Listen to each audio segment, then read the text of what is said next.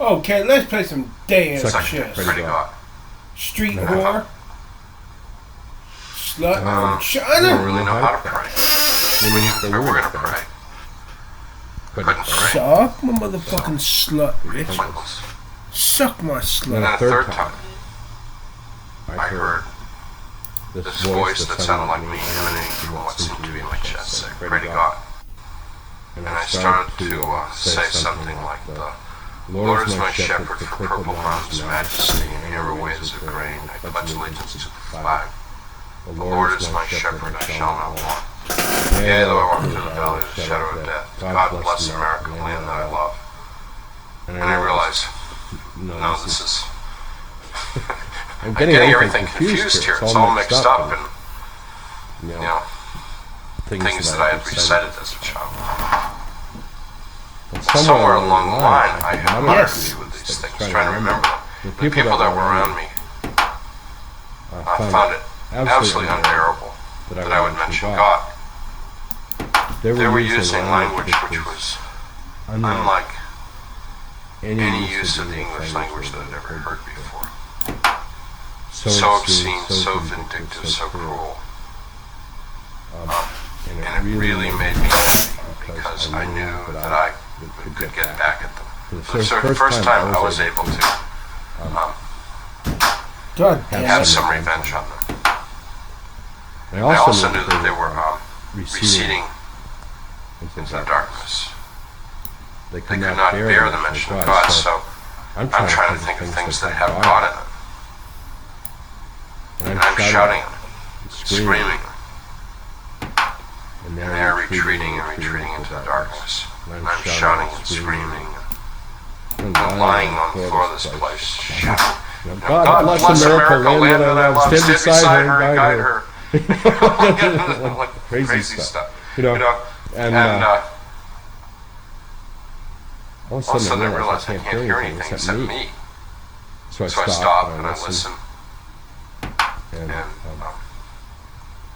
there's no sound up there. So I yelled out in the darkness, "Jesus, please save me." And he appeared as a spot of light very rapidly, got very bright, very big, and came over me. In an impossibly white light. And he reached down and picked me up and lifted me up to him. And in his light, I saw myself for the first time as gore. I was just all gore. Horrible. Disgusting. Unrecognizable. As a unrecognizable as a person. And when he touched me, all the gore and wounds, God damn it. It was like they were made of fine dust, like a flour.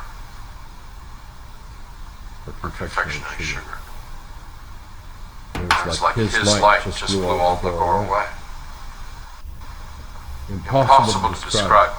Very frustrating because if I could describe it, in any way, it would God damn it. Be quite impressive to people, but God fucking damn it.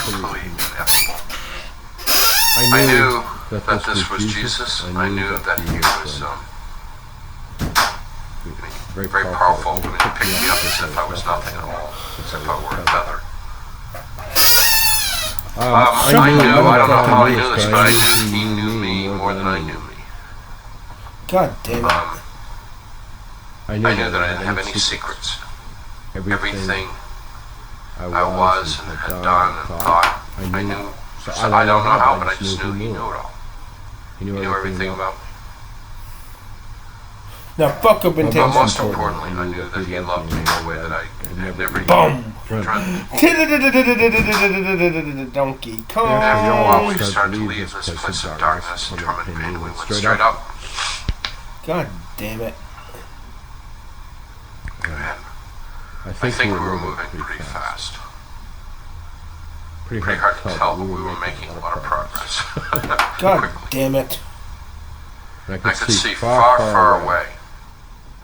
the focal point of light that we were headed towards. And that everything around us moved in relationship to that focal point. In other words, everything was either moving towards that focal point or moving away from that focal point. God damn it. And all of a sudden I knew that somewhere in that focal point of light was God. And we were going there. Jesus goddamn fucking Christ. Terrible mistake. Fucking Christ. I don't belong here. And with that we came to an immediate halt. And he spoke to me for the first time. Fucking Christ. Directly into my mind, having heard my thoughts, knowing all my thoughts. He said, we don't make mistakes, you do belong here. And so we began to converse. Him knowing everything that I thought, me hearing his voice in my mind, not going through my ears. Then he said that he had friends that he wanted me to meet. I was, sure.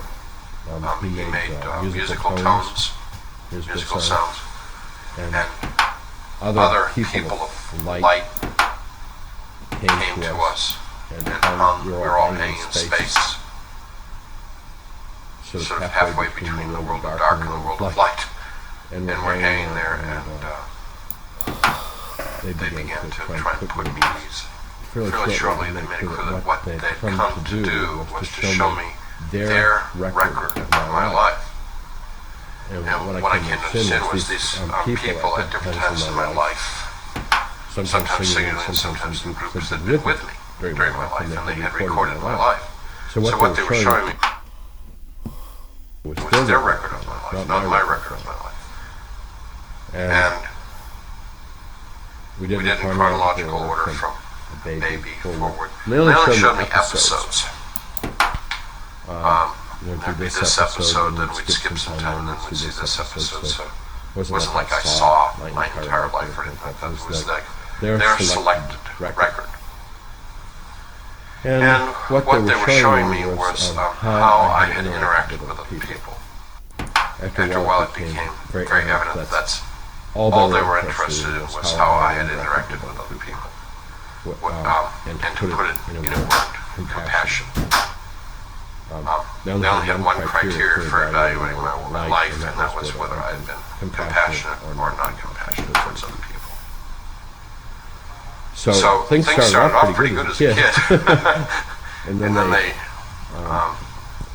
becoming a teenager and then becoming a young adult and stuff, things got worse because it became less compassionate and more manipulative and self-centered. So it was very disturbing to watch my life, especially because they were sharing with me their evaluation of how I was doing.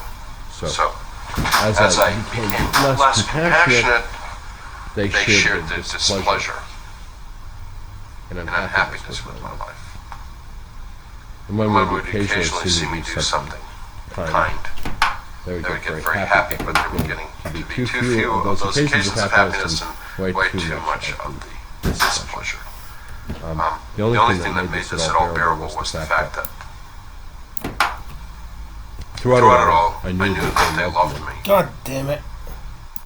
So they invited me to ask any question I wanted. God damn it. Everything they answered was God damn it. God very damn it. clear, very straightforward. God damn it.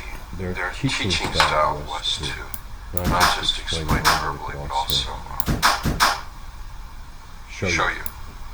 So I don't know. I don't think we ever went anywhere. Maybe we did. It's impossible to tell because like I'd ask a question about the future and it would be in the future. I think they just like created the future around us.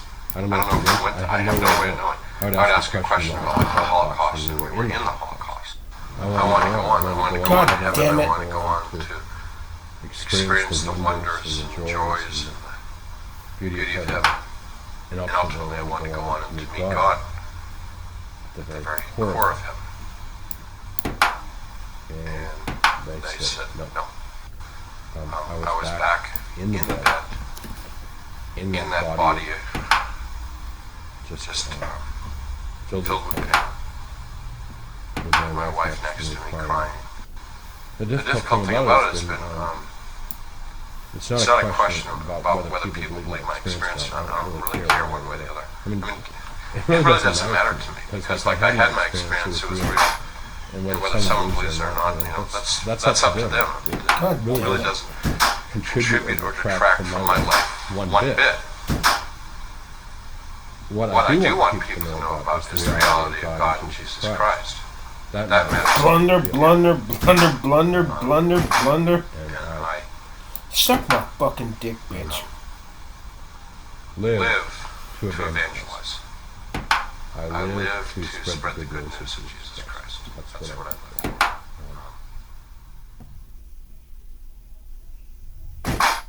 God has tried to get through to us. Literally millions and millions of times. He has to try, he's not doing it hard enough. All they have to do is to, we call it prayer, we call it meditation, we call it contemplation, but if you really sincerely seek God, God is not hard to find. God damn it.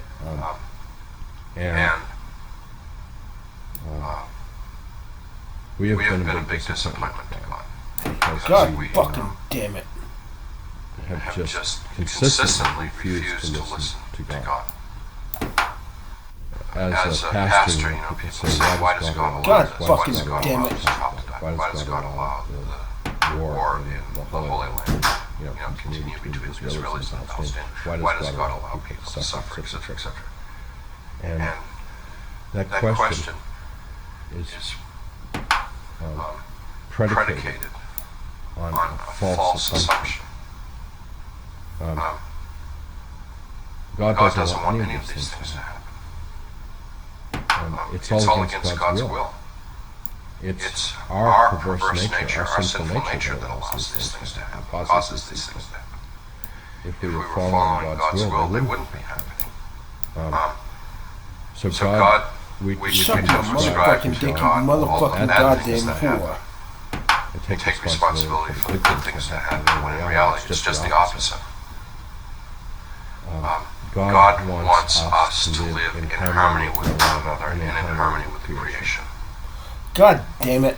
And the conflict and suffering that we're experiencing in this world is of a human origin, not originated by God. When Jesus fucking Jesus came Christ. into the world, it was a great opportunity Jesus for the fucking whole world Christ. to find a new way of living and interacting with one another. Jesus fucking Christ.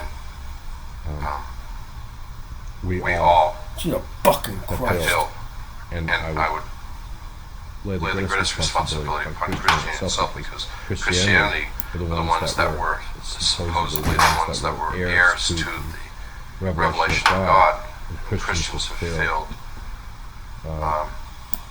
And they were the ones that were given the clear transmission of what God's desire was. God is unhappy with humankind, unhappy with the way the world is going, unhappy with the way God's beautiful creation is being treated. And God is intervening in a very direct way in the world today. And God and the angels are about trying to promote a spiritual awakening. In American history, we have these things called the Great Awakening. Well, we are living God in fucking the damn it. Great Awakening. And it was made Fucking clear to me goddamn Christ. this is it. Wake up, or the slate will be wiped clean. Now, I'm not talking about the annihilation of the earth. I'm talking about, from a population of whatever, 260 million people. The United States could go down to a population of a few tens of God thousands. damn it. We, the United States, who have been given the great blessing, more than any other nation, more than any other peoples in the history of the world, we have been given the blessing. we have the power and the material wealth to be agents in church circles that call them missionaries, but agents of transformation. Fucking goddamn To Christ. this world. And we have not fulfilled God's expectation of what we're supposed to be doing, which is bringing about not just material prosperity and security and well-being to the rest of the world, but more importantly, moral Fucking Christ. understanding, spiritual wisdom to the rest of the world. And in truth, if one has traveled around the world and you speak to foreigners about what the United States represents, what we represent to Goddamn Christ. violence, conquest, domination, exploitation, evil, pornography. And by pornography, I'm speaking more about pornography of violence and abuse than just sexual pornography. And Fucking goddamn the United States has been given this role Christ. because we've been given this blessing. And we need to work on our awakening, which, going back to religious terms, is conversion. Alright, fuck. And we need to be doing it now. In the near future, it's going to be too late. Some other people will be chosen. We will lose the blessing. One of the follies that we live in is we think we deserve to be the richest, most powerful nation in the world. That's wrong. We don't deserve it. We don't deserve it at all. It's a gift from God. God can take the gift away, as God has given the gift. And it will be catastrophic. And this country will simply be the lowest nation in the world instead of the highest, the poorest nation instead of the richest, the weakest nation instead of the strongest, and some other nation will be called to show the world the way of Jesus Christ. I don't know how it's going to play out because I was shown possibilities. And I don't know if those possibilities are the way things may be or the way things will be. I don't know. I'm not clear on that.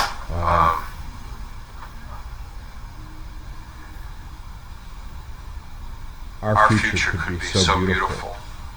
And the future that they showed me, which isn't very far off within a couple hundred years, which in fact I told them was impossibly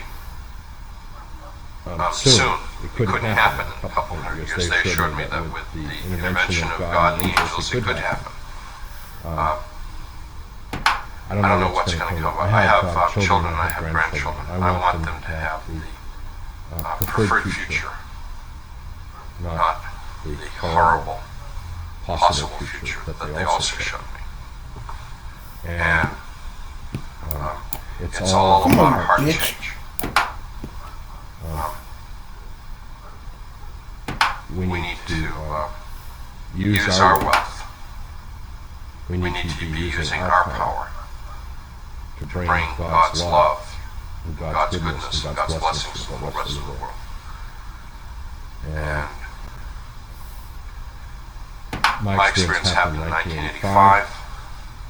I've seen signs of good happening, and I've seen signs of bad happening, and I just don't know which way we're going. And I'm doing everything I can with my life to be on God's side. They also told me that there is no sitting on the fence. You are either working for God's good, or you're opposed to God's good. To be indifferent to God's good is to be opposed to it. There's no middle ground. In this, if you will, battle between good and evil, there's nothing in between. I would say that most people say, well, I'm good, I'm not doing any harm. That's not good. That's evil. You have to be out there loving God, loving your neighbor, and living that. If you're really part of God's plan for this world. This is the day. Suck my This is fucking the dick, moment bitch. to decide which way you're going to go. And all those seemingly hysterical, fundamentalist, evangelical preachers that are out there screaming and yelling are right on target. Their message may be a little harsh and their means may be a little too confrontational, but they're right. We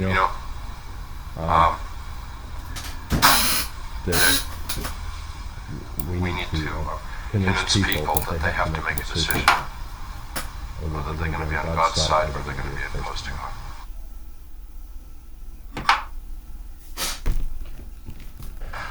The world that they showed me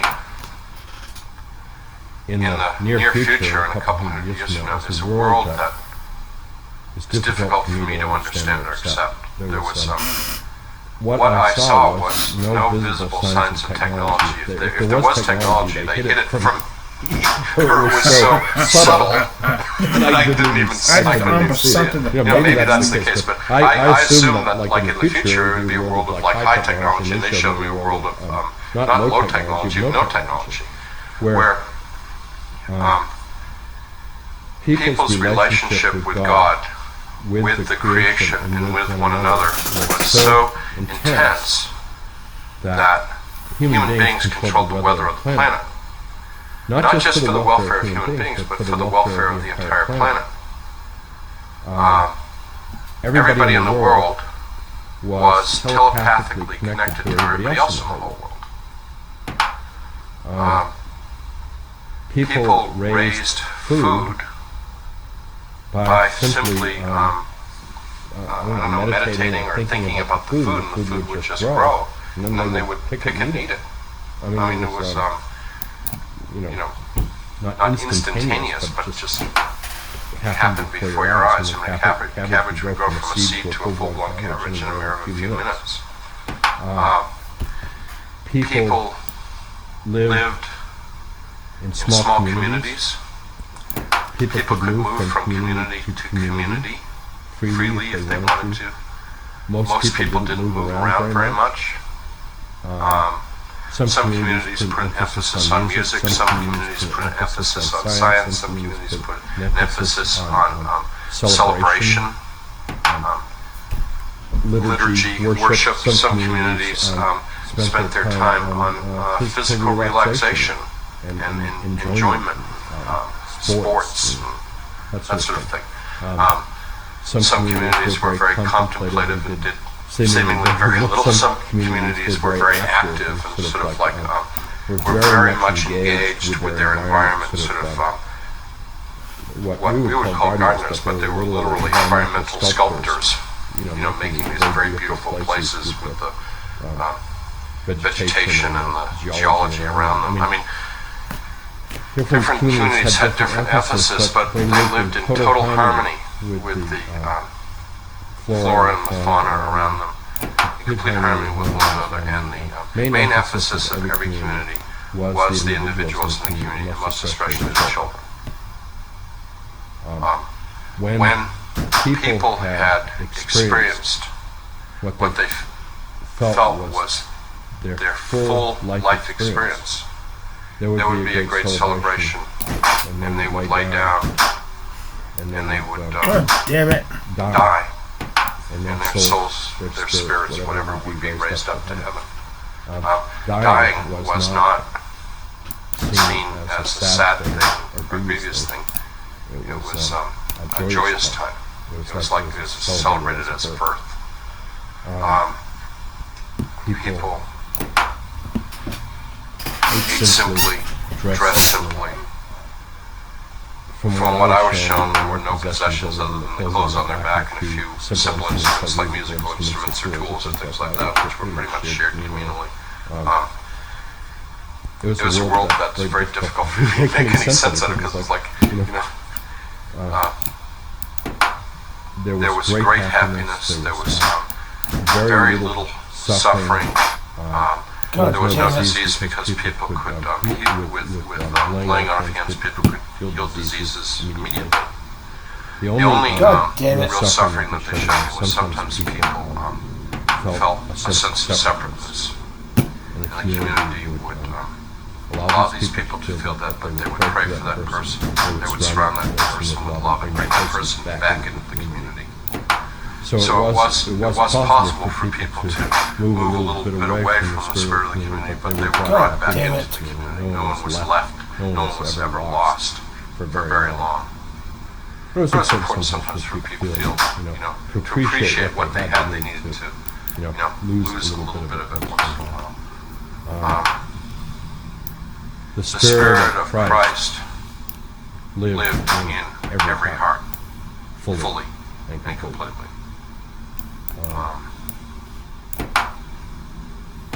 It's a world that is so completely unlike the world that we live in.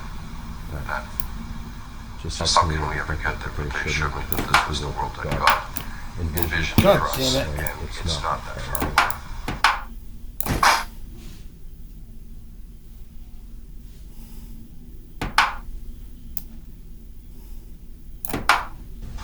One of the questions I asked them about was what was heaven like, and I shouldn't tell you the answer because anybody that really knew what heaven was like wouldn't want to be here anymore.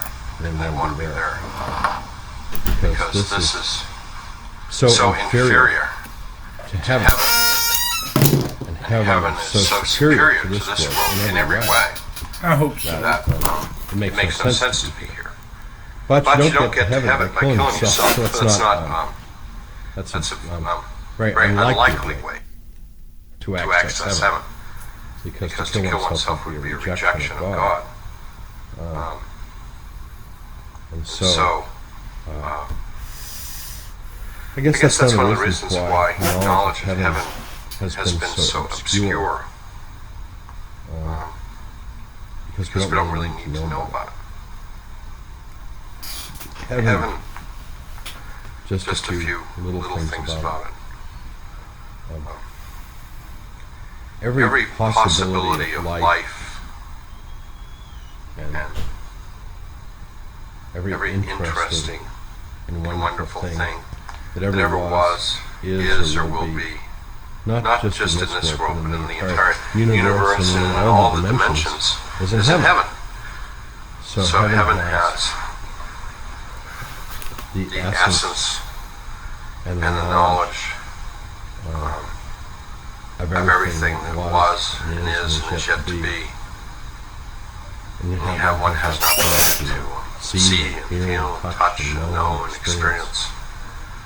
So obviously one can spend an eternity in heaven just experiencing things, just looking at things, just getting to know things, being around things.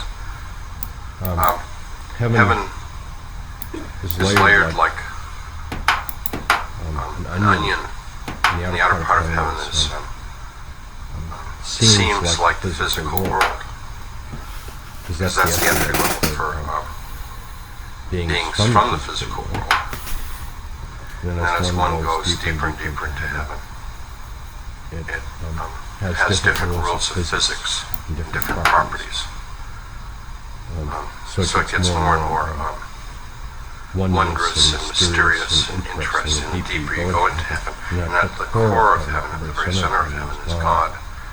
And a vast array of beings who have become so holy. And by holy, I mean W-H-O L was it L-E-Y, I guess, and H-O-L-Y, become so whole, so complete, that there's no longer any doubt, any blemish, any shadow, any hesitancy, and they are ready and eager to be one with God, to be in communion with God. People don't come to that easily. but it is the desire of all beings to come to that place where they are in communion with God. And in the center of heaven, people are invited to participate with God in the ongoing act of creation. And the way that they participate is by bringing their uniqueness, their self, their personality, their life experience to God. And the only analogy, the way they explain it to me in the analogy is that they now become part of the song of creation. Or as it's been said, they become part of the heavenly choir.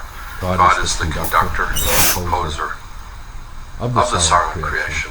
But each of us gets to bring our own unique self, our own unique instrument, voice, into that choir and participate with God in that. And the song of creation is in fact the creation. Or, to put it another way, we are being sung by God in the heavenly choir. And if God in the heavenly choir truly ceased the song, there would be no physical universe, there would be no time, there'd be no space, there'd be no matter, no energy, because in fact, what the universe is vibratory states of space created by the song of creation. And that's who and what we are and what we experience. So, we come back to our source, we emanate from there, which is our origin and our source, where we come from. We come out into this world and have a variety of experiences, even including the bizarre experience of thinking that we're somehow separate and unique and apart from all of that. Things that we're here to learn is how utterly connected and dependent we are in all of that. We're all connected. We're all, in a sense, part of the one. And so, what we get to experience in this life is both our separateness and our connectedness to the one. One of the interesting things in my experience was the angels and Jesus always referred to God as the one. I found it interesting in the Bible that God is very often referred to as the one. And the most profound prayer of the Jewish faith proclaims that God is one in the Shema. Hear, O Israel, the Lord is our God, and the Lord is one. And that the singularity and totality and completeness of God really is the beginning of wisdom in our relationship to that, because from this singular, complete one, we are a part of that oneness, and that's what our return to God teaches us. In human terms, it's coming home. When we go to heaven, we have come back to where we were born from, where we belong and who we are. And to come to God in the center of heaven is to come back to into the bosom of our Mother, our Father, our Creator, and to finally be home, really home, and to know and to become, to receive love and to give love. And that's our completeness, because that's what we are. Stupid! We are an act of God's love expressed out, and we bring that love back in a new and profound way to God from this experience of life. Even from this experience of separateness. Once we know who we are, we know we're no longer really separate anymore. Even though sometimes I feel like a stranger in a strange land. I know that what separates me from God is very little. So that's one of the weird things. Although heaven and hell seem far away, they're really here. Very, very close. The reason why they're so close is that it's dimensional travel, it's not space and time travel. And so, even in this world, God is not so far away. And God hasn't, through the Holy Spirit, that can dwell inside of us and does dwell inside of us. We can know how close God is because God is both ultimately completely transcendent another and completely immanent and present at the same time. You know, theologians argue oh my Lord, shit. Completely transcendent or immanent. And the truth is, yes. Both. So one of the things that we can do in this world is to contemplate God, contemplate the love of God, contemplate the closeness of God, contemplate the beauty of God, the completely. Oh my Lord, shit. You know, Bible says all things work for God's good purpose for those who love God. Because the reality is, and this is one of the big profound truths that the Bible is trying to teach us, is that God wins. Ultimately, it's all about God. And it's all from God, and returns to God, and is of God. And all this sense of separateness and sin and chaos and evil are all things that we need to work our way through to return to the completeness and perfection of that which is God.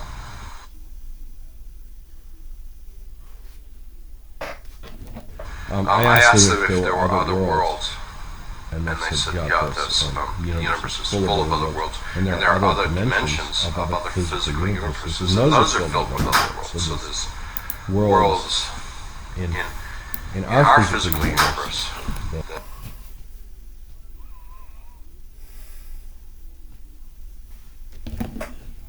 Got rid of that fucking poem. You suck my motherfucking dick, bitch. Suck my motherfucking. What did an atheist learn from a decade of having conversations and debates with Christians? Well, we're going to probe into that today with my friend Emily Wong, who used to host my favorite podcast for years. It was called A Christian and an Atheist. It went from 2005 to 2014. I was a Christian ever since I can remember. That's pretty much how our parents taught us. And that's what started to unravel when I got into Christian. I can remember that's pretty much how our parents taught us. And that's what started to unravel. Christian ever since I can remember. That's pretty much how our parents taught us. And that's what started to unravel when I got into college. I started to realize that somehow I stumbled across this on podcasts and was like, wow, this is fascinating. I don't know how long I listened to it, but in the back of my mind was like, I wish I could be on the show and defend the Christian side. Never reached out, and seemingly out of the blue, you reached out to me, invited me on. Maybe, I haven't even checked, maybe 2 or 3 episodes. We had some good conversations, a little bit of debate. Became friends. You reached out recently, like, hey, let's have another conversation. So it's fun to just catch up. It's great to have you on. Thanks for joining me. Yeah, it's great to see you again, Sean. And thanks for the kudos there. That podcast is no longer there. That was something we did. That was kind of before the YouTube era. So I don't know if you can still find it anywhere. I think the RSS feed is gone, but I'm glad you listened to it. Damn it! I'd be surprised. Maybe two or three of your listeners actually remember that podcast. I'll be pretty happy. But it was a good time. Yeah, but I'll tell you, you started in 2005. That is right when the new atheist movement started. There was a lot of cultural conversation about this. You went for a decade. It was 133 episodes, I checked, which is interesting. It said global rank 2%. Like, that sounds pretty fancy. I don't know exactly what that means, but you guys had a good listenership. Now, your background as a lawyer, I think, really lended you to understand and argue and reason well. I want to unpack some of the things you learned through this, but also your story a little bit. You grew up in a Christian home, so tell me a little bit about just growing up, going to church, what it was like in the Wong household growing up. So So I was a Christian ever since I can remember. That's pretty much how our parents taught us. My sister and I. We mostly went to a Southern Baptist church. So I guess my tradition, Christian tradition, is mostly in that vein. And so, I mean, it was a big part of our lives. It was.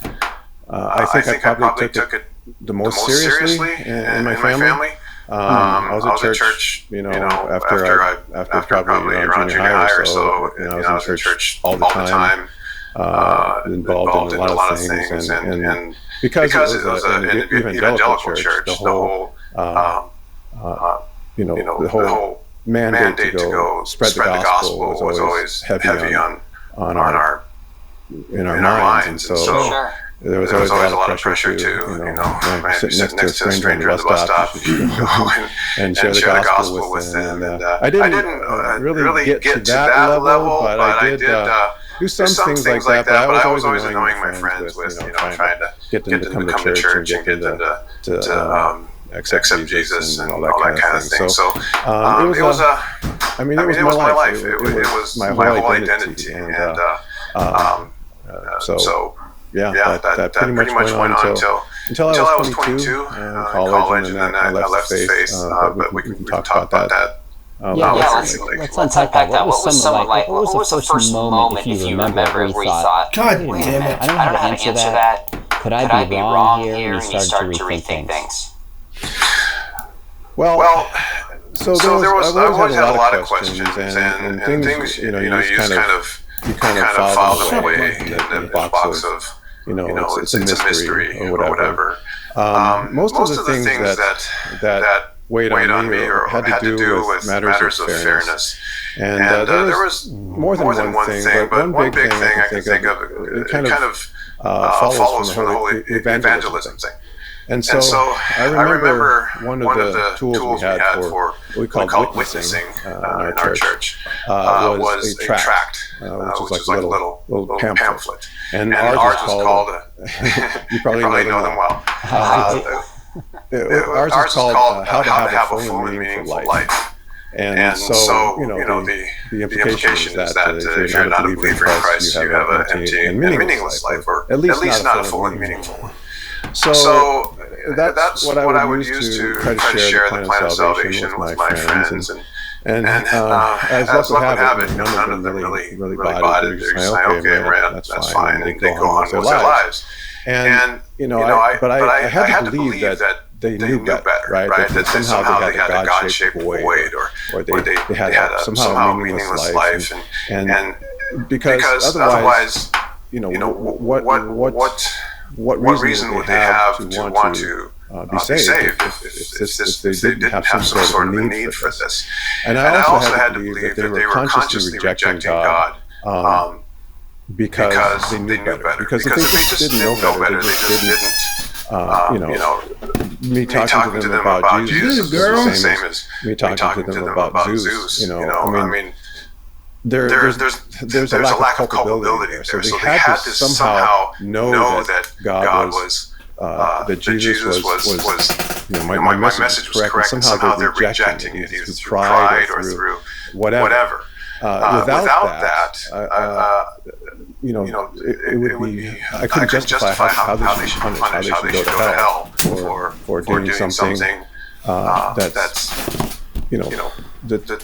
basically not knowing any better. So that was the belief I always had to have. And that's what started to unravel when I got into college. I started to realize that, these people that I'm witnessing to, my friends, other people I met in college, they honestly don't believe. They're not rebelling. They're not, they don't know that my message is true and they're rejecting it any more than,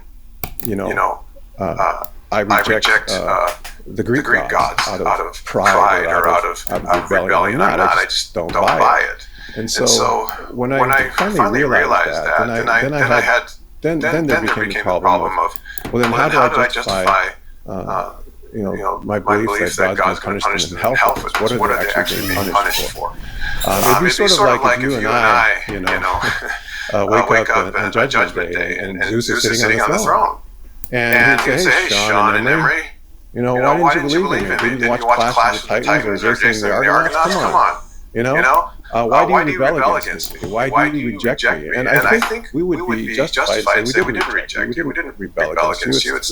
None of that was going on. We just didn't buy it, right? And I think if we were to be punished, sent on a short boat ride across the river Styx, that would be unjustified for you and I because we don't have that culpability of rejecting Zeus or rebelling against Zeus, or we've done nothing wrong as to him, other than we're unlucky, I guess, or we're just mistaken. And that, to me, if that's the same boat that these non-believers were in, then I just couldn't justify that they're going to hell. So that was one major crack in sort of my Christian view. That's really interesting. So this is during college you were starting to ask these questions and slowly just kind of chip away at your faith. You were out of the home in college, is that right?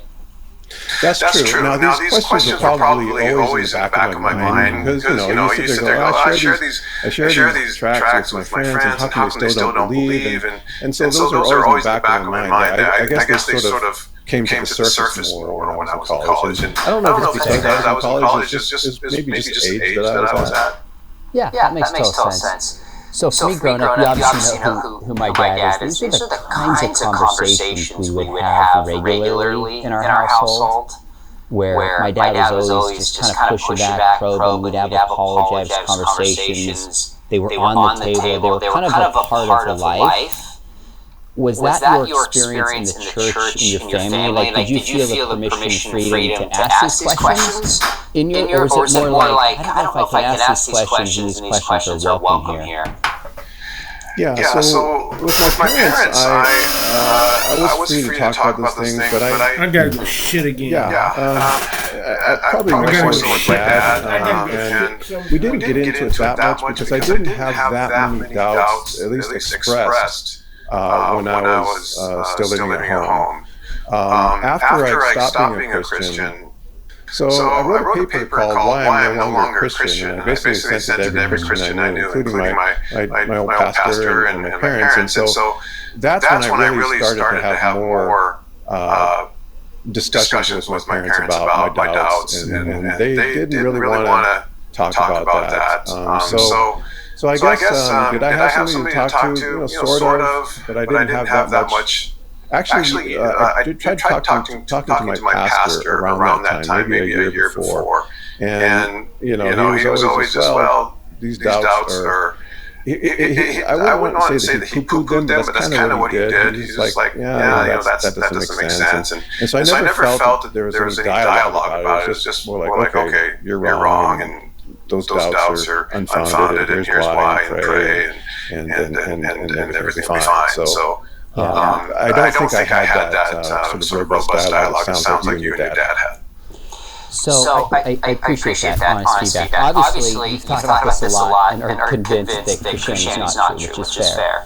But if you were to go back to yourself, how do you think some of the people in your life could have better responded to you, given the doubts and questions that you raised? I would say just sort of doing like what we're doing right now, right? Just talking. So I think before college, though, I didn't really raise that many doubts. I mean, I had questions about things, but they weren't so much doubts about God. So I guess if I would have met somebody in college to talk to about this, it would have been good. I think eventually I would have ended up in the same place. But just talk it out and not to...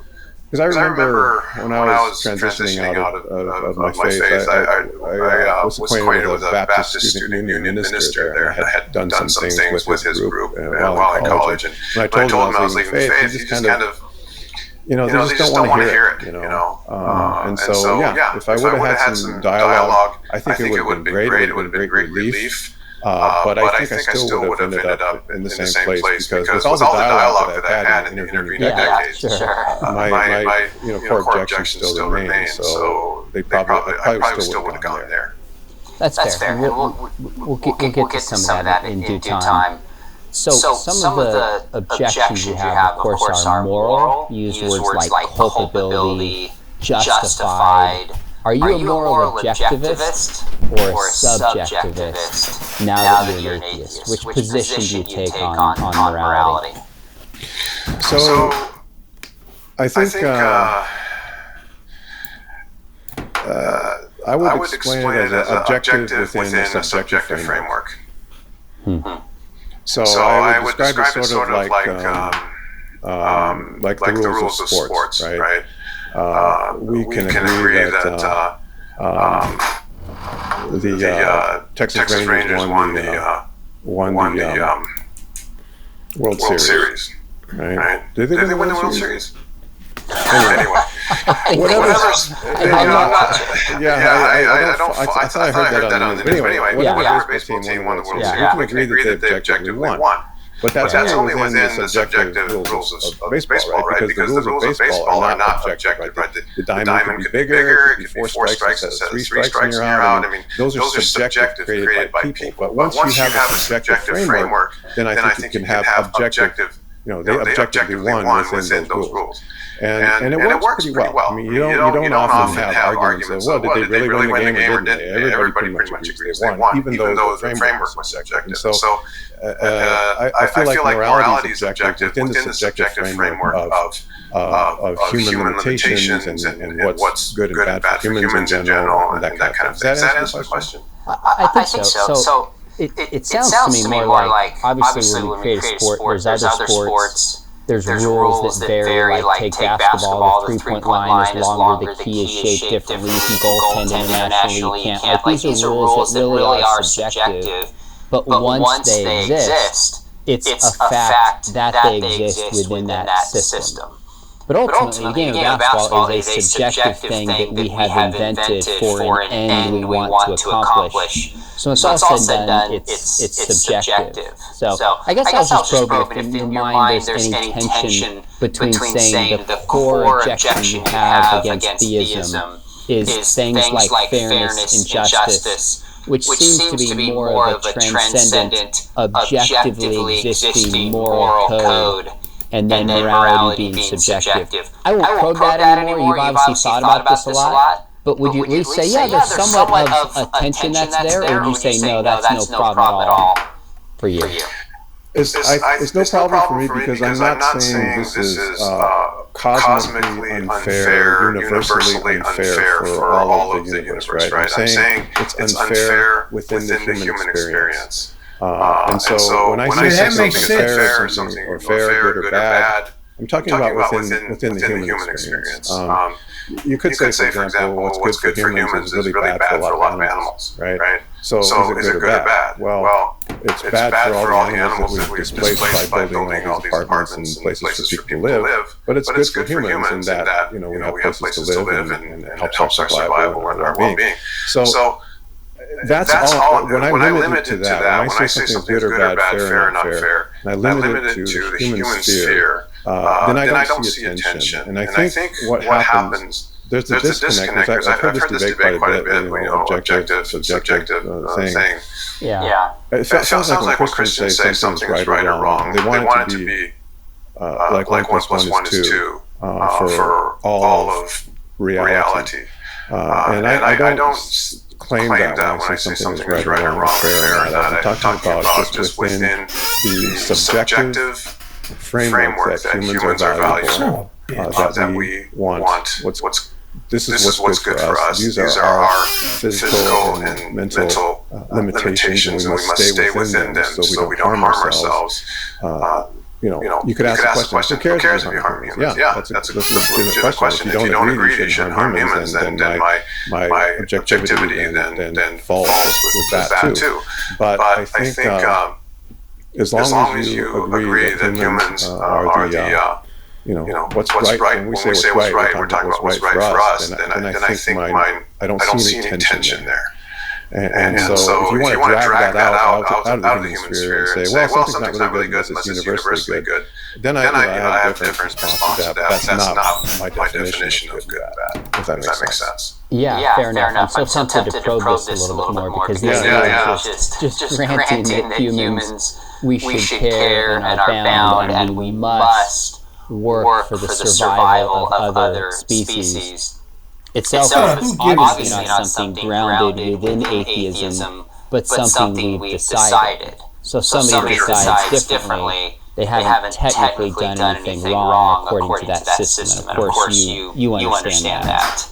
I do. And to push back on that, you could say the same thing about God, though, right? God, if we ground our morality, let's say, in God, it's still subject to Him. It's what He decides. And if you want to say that, well, it's his nature is fixed, and he only goes by his nature. Therefore, it's subjective because his nature is fixed. I think that opens up another sort of can of worms with God's free will and all that. But ultimately, I think if you're grounding those things within a being with free will, it's still subjective. They're subject to that being, right?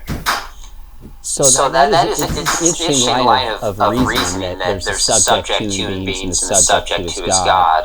But of course, as you hinted at, to ground a subject in a being in an atheist universe where we just bubbled up accidentally, there's no purpose, there's no plan, morality just came about through an accidental process that helps us survive, that's very different than an eternal, self-existent, all-knowing, essentially good subject. Like to reduce it down to subjectivity, say, well, humans and God are subjects, is to miss, even if you don't think God exists, the infinite distance between the two of them.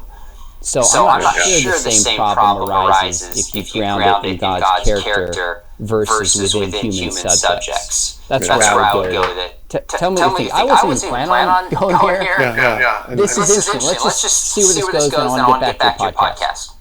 Okay.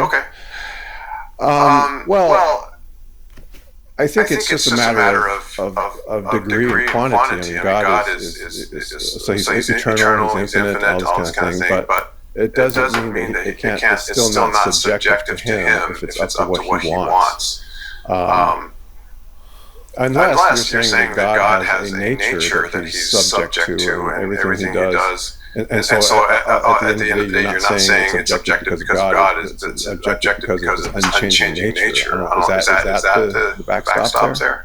Well, I don't think we separate the two of those. Obviously, God's decisions to give us moral principles to create human beings stem from his character. He's a being that makes choices. But his nature is fixed in the sense that God's not a created being. He's an all-good, he's eternal, he's all-knowing, he's all-loving within his very character. So there's an objective truth about God's nature that is unchanging, that is very different than a subject deciding something. If there even is such a thing as free will, of course, it's a separate topic to God and to human beings. So I don't think it's just, I wouldn't look at it as a matter of degree with human beings and with God. I think there's an infinite distance between the two of them, even if you don't think they exist, just by the very concept of what God and humanity would mean.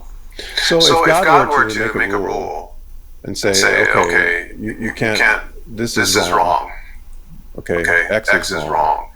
And then that's wrong subject to God. He's saying it's wrong. I still think under the definition of subjective, it would be still subjective to God because he's a being. But let's say he says tomorrow, well, X is no longer wrong.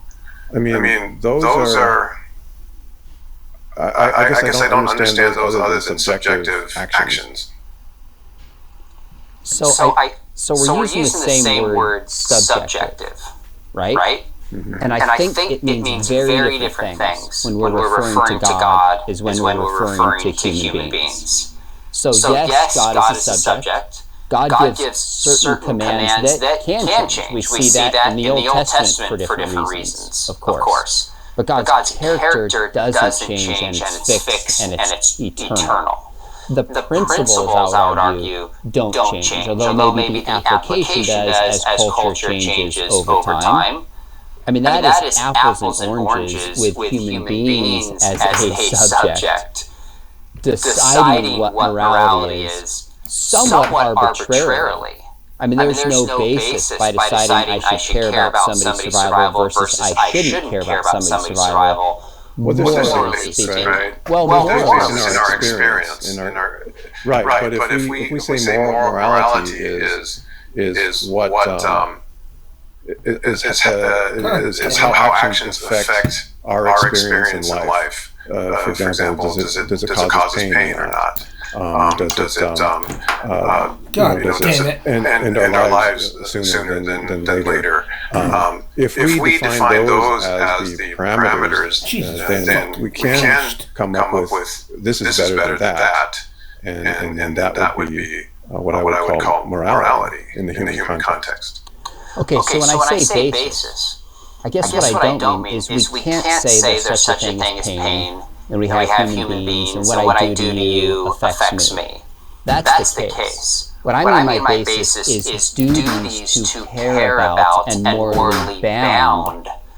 That basis doesn't bubble up from nature and doesn't bubble up from pain itself. And I think that was a part of Hume's point, obviously a couple centuries ago, when he says you can't get an ought from an is. Yeah, there's other human beings who have pain, and I certainly don't want somebody to inflict pain upon me.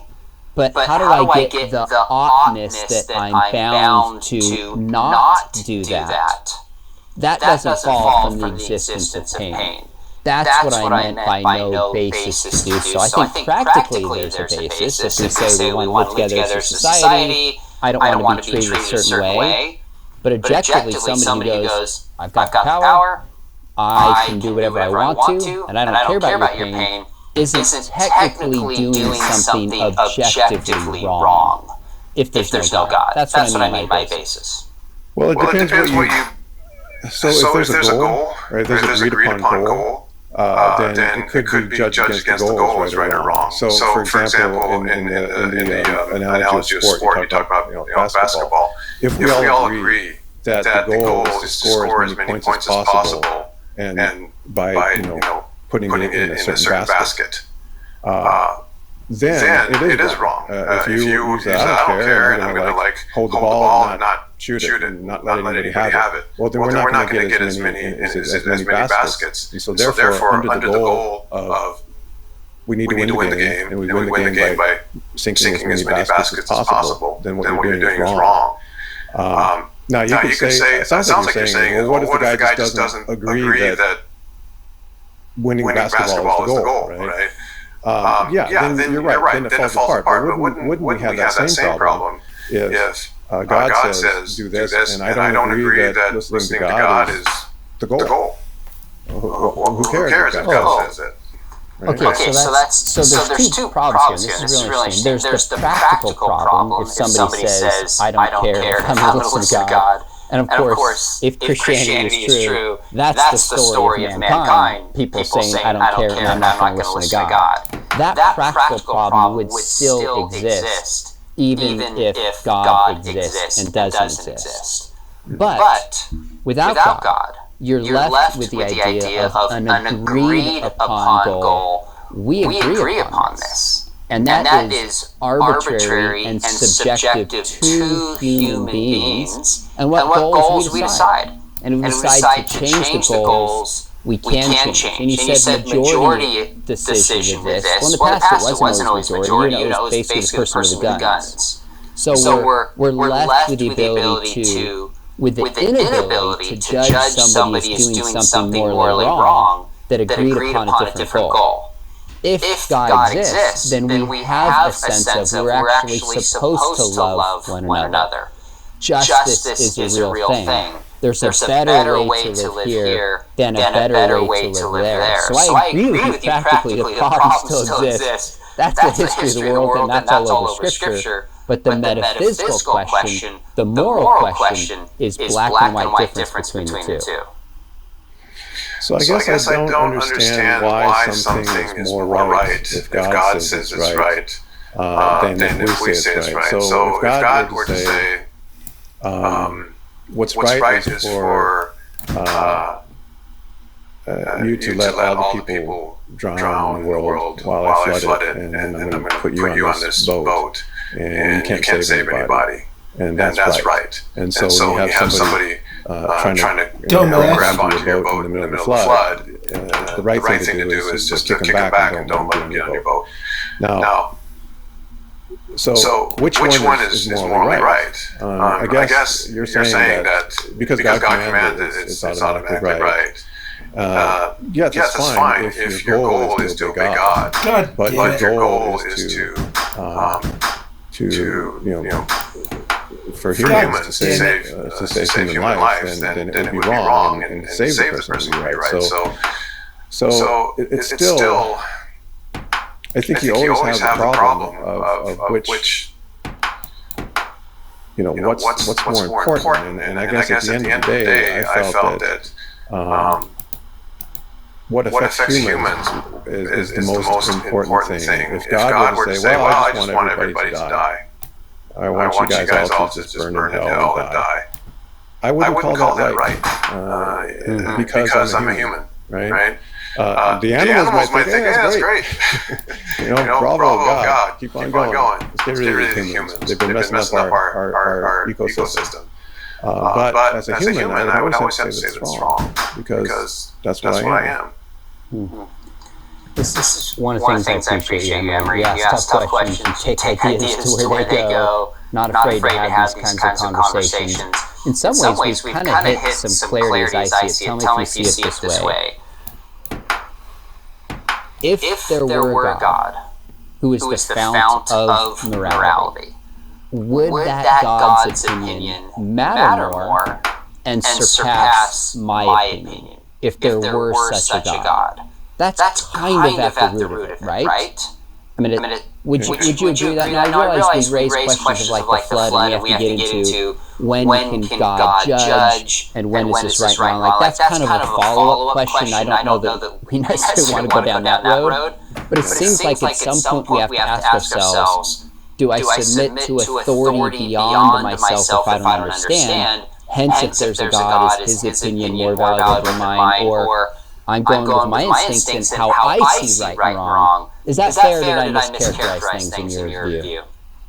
Well, I understand your statement, and yeah, that's fair. But I guess if you're advocating for deferring to God, I would say that most of the atrocities we've seen in the name of religion have been because of that, right?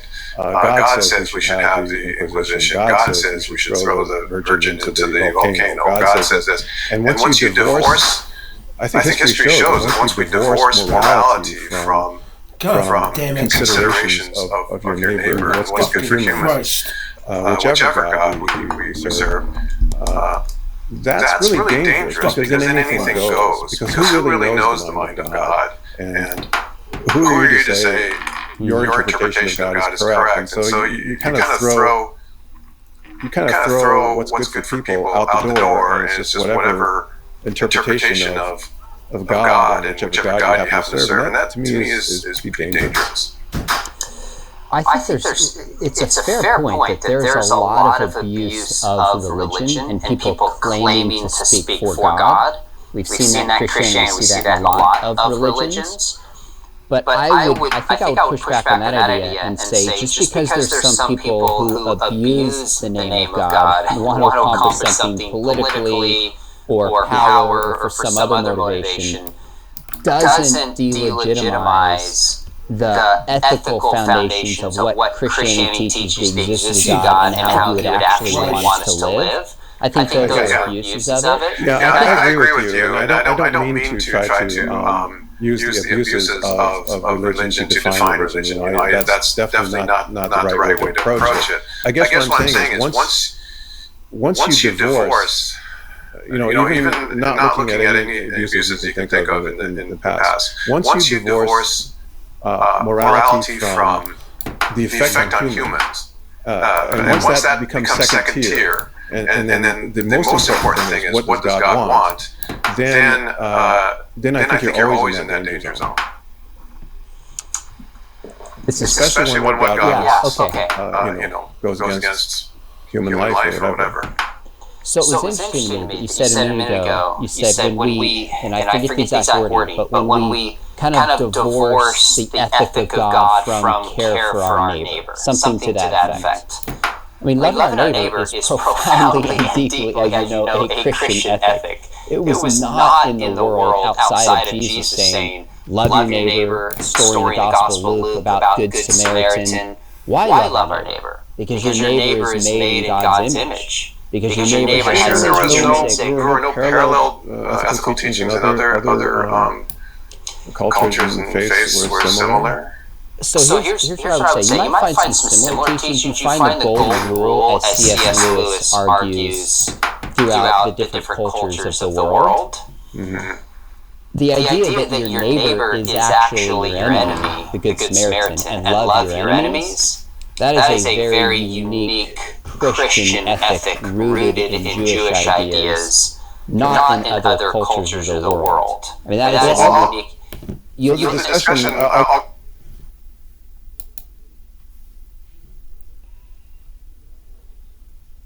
What if the so-called testimonies of the faithful are nothing more than fabrications to reinforce dysfunction? Think about it. What if the same scriptures meant to guide families and firm up households have instead locked entire generations into cycles of silence, shame, and struggle? This isn't about feel-good stories, it's not about propaganda, and it's not about cherry-picking horror stories from people's past. This is about the real data, the real theology, and the real lives that show us how Christianity hasn't just influenced personal...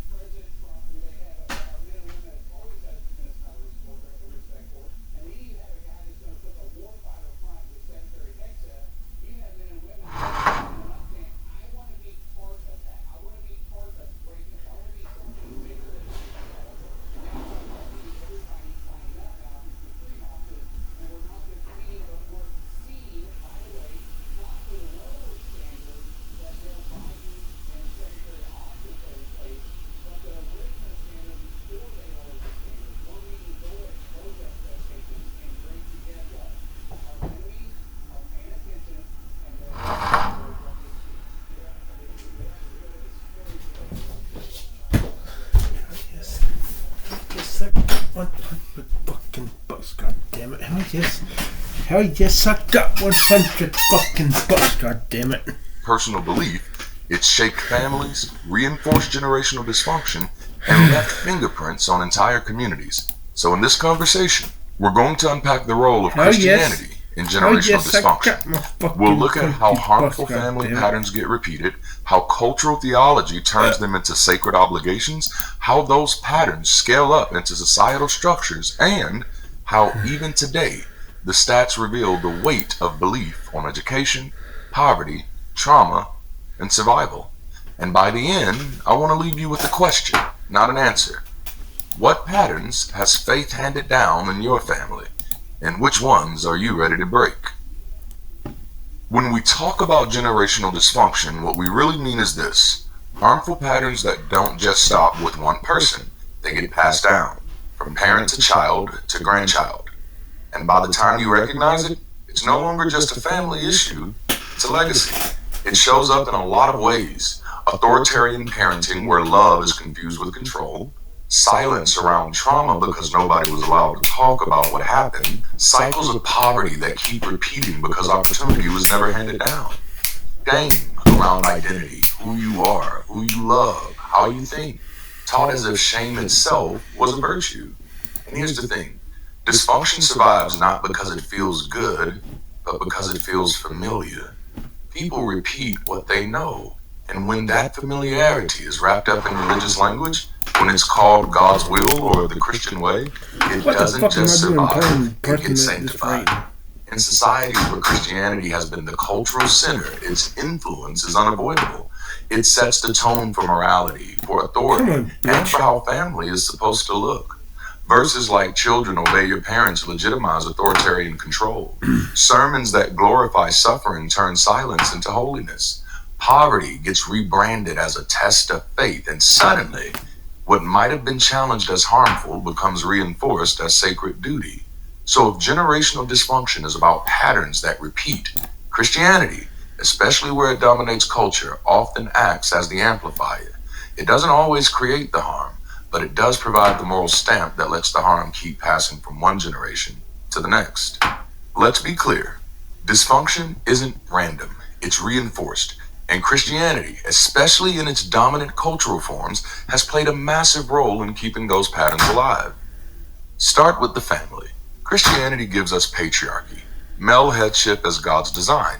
That means authority is normalized as control, not as care.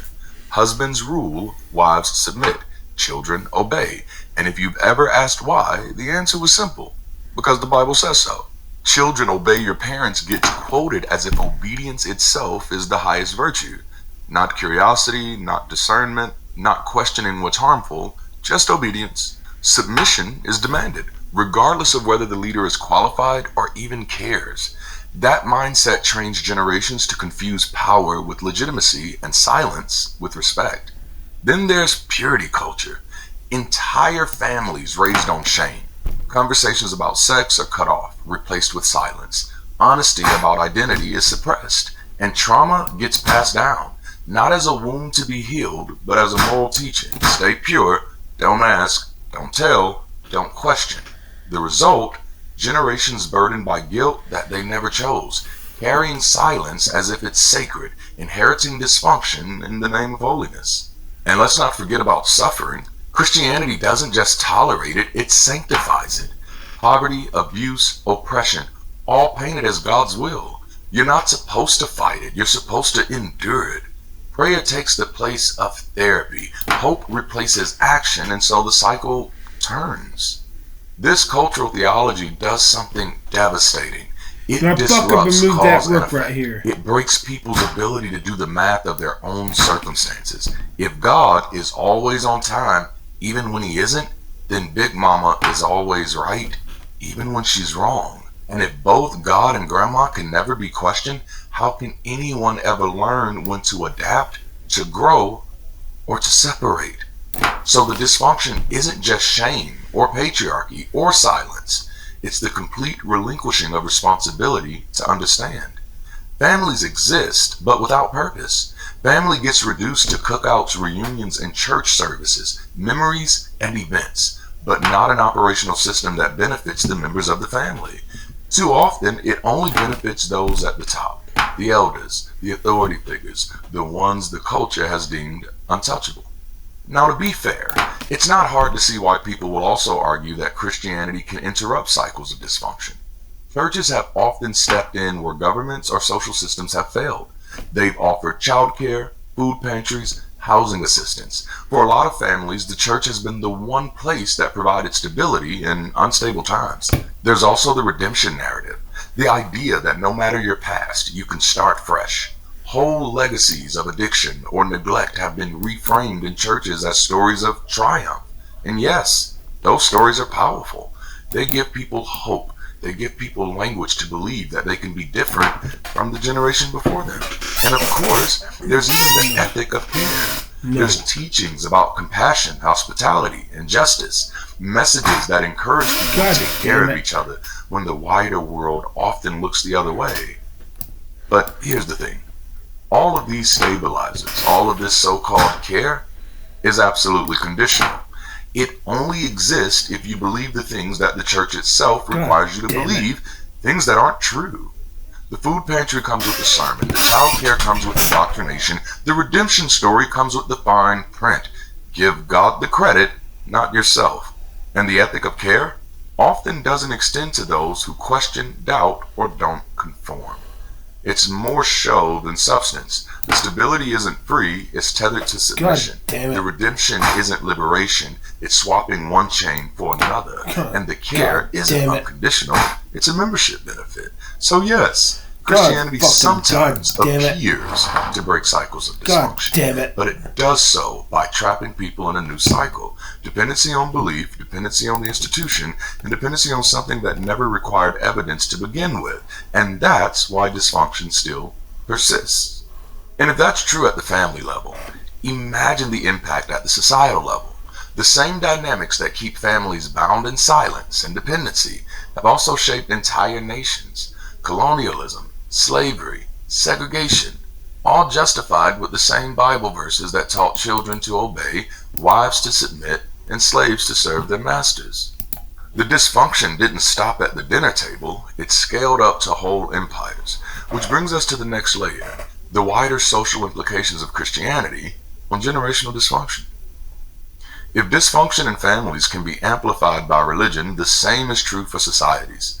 Christianity hasn't just shaped personal lives, it has shaped history, and that history left marks that entire communities are still carrying today.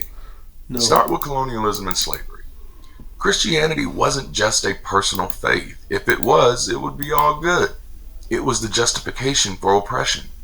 Colonizers told indigenous people that their gods were false and used the Bible to rationalize conquest. Slaveholders quoted scripture to keep people in chains. Slaves, obey your masters, turning faith into a tool of generational trauma. Man, this guy and that boring trauma as didn't fuck. vanish. It passed down through black, indigenous, and immigrant families who still live with the economic and social aftershocks today. Boring ass motherfucker.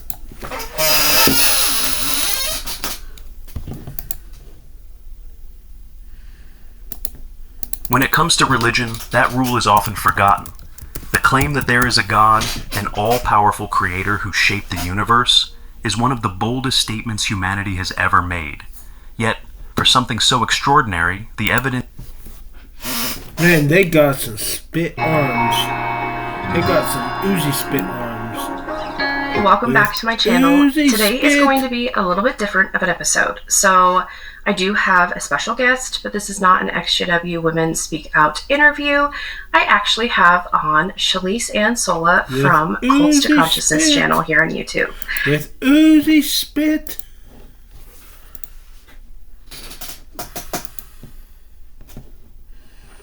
Suck my slut. God damn it, I forgot to fucking subscribe. He knew his death was coming. Yeah, I know this ass fucking is coming. Now fuck up and overlook this.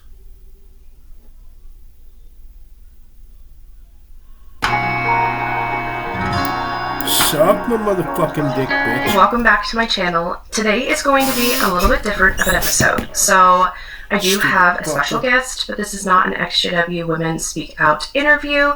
I actually have on Shalise Ann Sola from Cults to Consciousness channel here on YouTube. I thought it would be kind of fun to do a little bit of a comparison video of Mormons versus Jehovah's Witnesses. When I was deconstructing, ex-Mormon videos were eye-opening to me when I realized how similar these two religions are. So, I thought we would go ahead and just do this.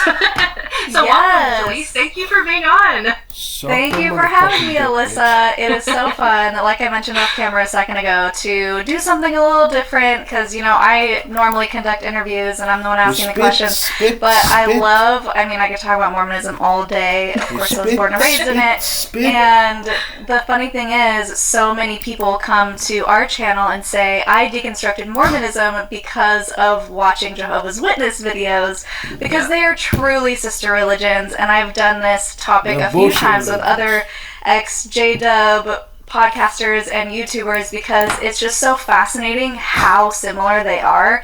Just like thing for thing. Every time I talk to someone from Jehovah's Witnesses, I'm like, me too. It is eye-opening. It is very eye-opening. Yeah. I mentioned this off camera as well, but I remember being told, well, as Jehovah's Witnesses, you're not really supposed to look into any other religion because they're all false religions, they're all bad. But Mormons specifically, we were told like how demonic Mormons were, so we should stay as far away from them as possible. I remember like running into them when we were in the like door-to-door work, and they'd be like, that is a demonic religion. And so when I actually did research and watched videos, I was like, oh my gosh, no wonder why they say that. Because if you were to even look at like a couple things, you'd be like, wait a minute, this is really similar.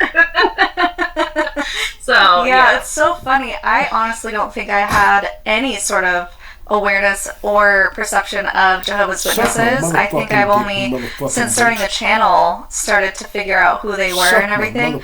I think in Mormonism, I mean, just like any other cult or religion, they're like, this is the one true church, and you are so lucky to be in this church, and all the other ones are false, and maybe they have some truth, but they don't have all the truth, and you have the truth. And so they just really, like, instead of, I feel like the Mormon way is, instead of going, don't look over there, don't look over there, they're like, look over here, look over here, look over here. And so you really don't even know what's outside of the bubble until you leave, and then you realize, I was so sheltered. I don't know anything about the world. Yeah, they're real similar. I think Jehovah's Witnesses tend to lean more into the, like, everything is scary and horrible, don't look at it, while still filtering it, like, you're in the one true religion, you are in the truth, you are so, like you said, you're so lucky to be in it, like, look at you were born into this, what a privilege. But yeah, it's just so crazy. And fuck up and take it. I did an interview with you on your channel, which I will link below. I'm sure everyone so is my subscribers. Stupid I think everyone loved it. Yeah, everyone loved it. I'm not surprised. I remember you mentioning, like, they were founded around the same time, and at the time, born and raised Jehovah's Witness. I don't really know the history of Jehovah's Witnesses, but they were founded like 40 years apart. So I think Mormons were like 1830, and I think Jehovah's Witnesses are like 1870. So I feel like it was just this generation of men that were like, hey, we're gonna create this really cool cult. And that was upstate New York, right? Upstate New York, same for Mormons. So a little tidbit that I've learned Mormon history along the way, and guys, I'm not a Mormon historian, but I do try to absorb as much information as possible from all these other ex-Mormon creators, the ones who are really doing the work, finding the sources, citing, all of that stuff. So if I get a couple details wrong, please forgive me. I'm just doing my best to keep it all rattling around in my head. But at that time, in those times, especially in that area, so many religions were popping up. Hundreds of religions were popping up, but only a few stuck. And that's what most people don't know, is that it was such a time of unrest and people trying to figure out, do I go Protestant or evangelical, or do I go this, do I go that? And that's why the story of Joseph Smith is that he was like, I'm so confused, I don't know which church to join. And that's when he went into a grove of trees and prayed and said, which church do I join? And then he was visited, this is the First Vision account, which there are many, but the one that the church uses currently is, and then God and Jesus appeared to him and said, don't join any of them, they're all false, you have to create the restored gospel upon the earth.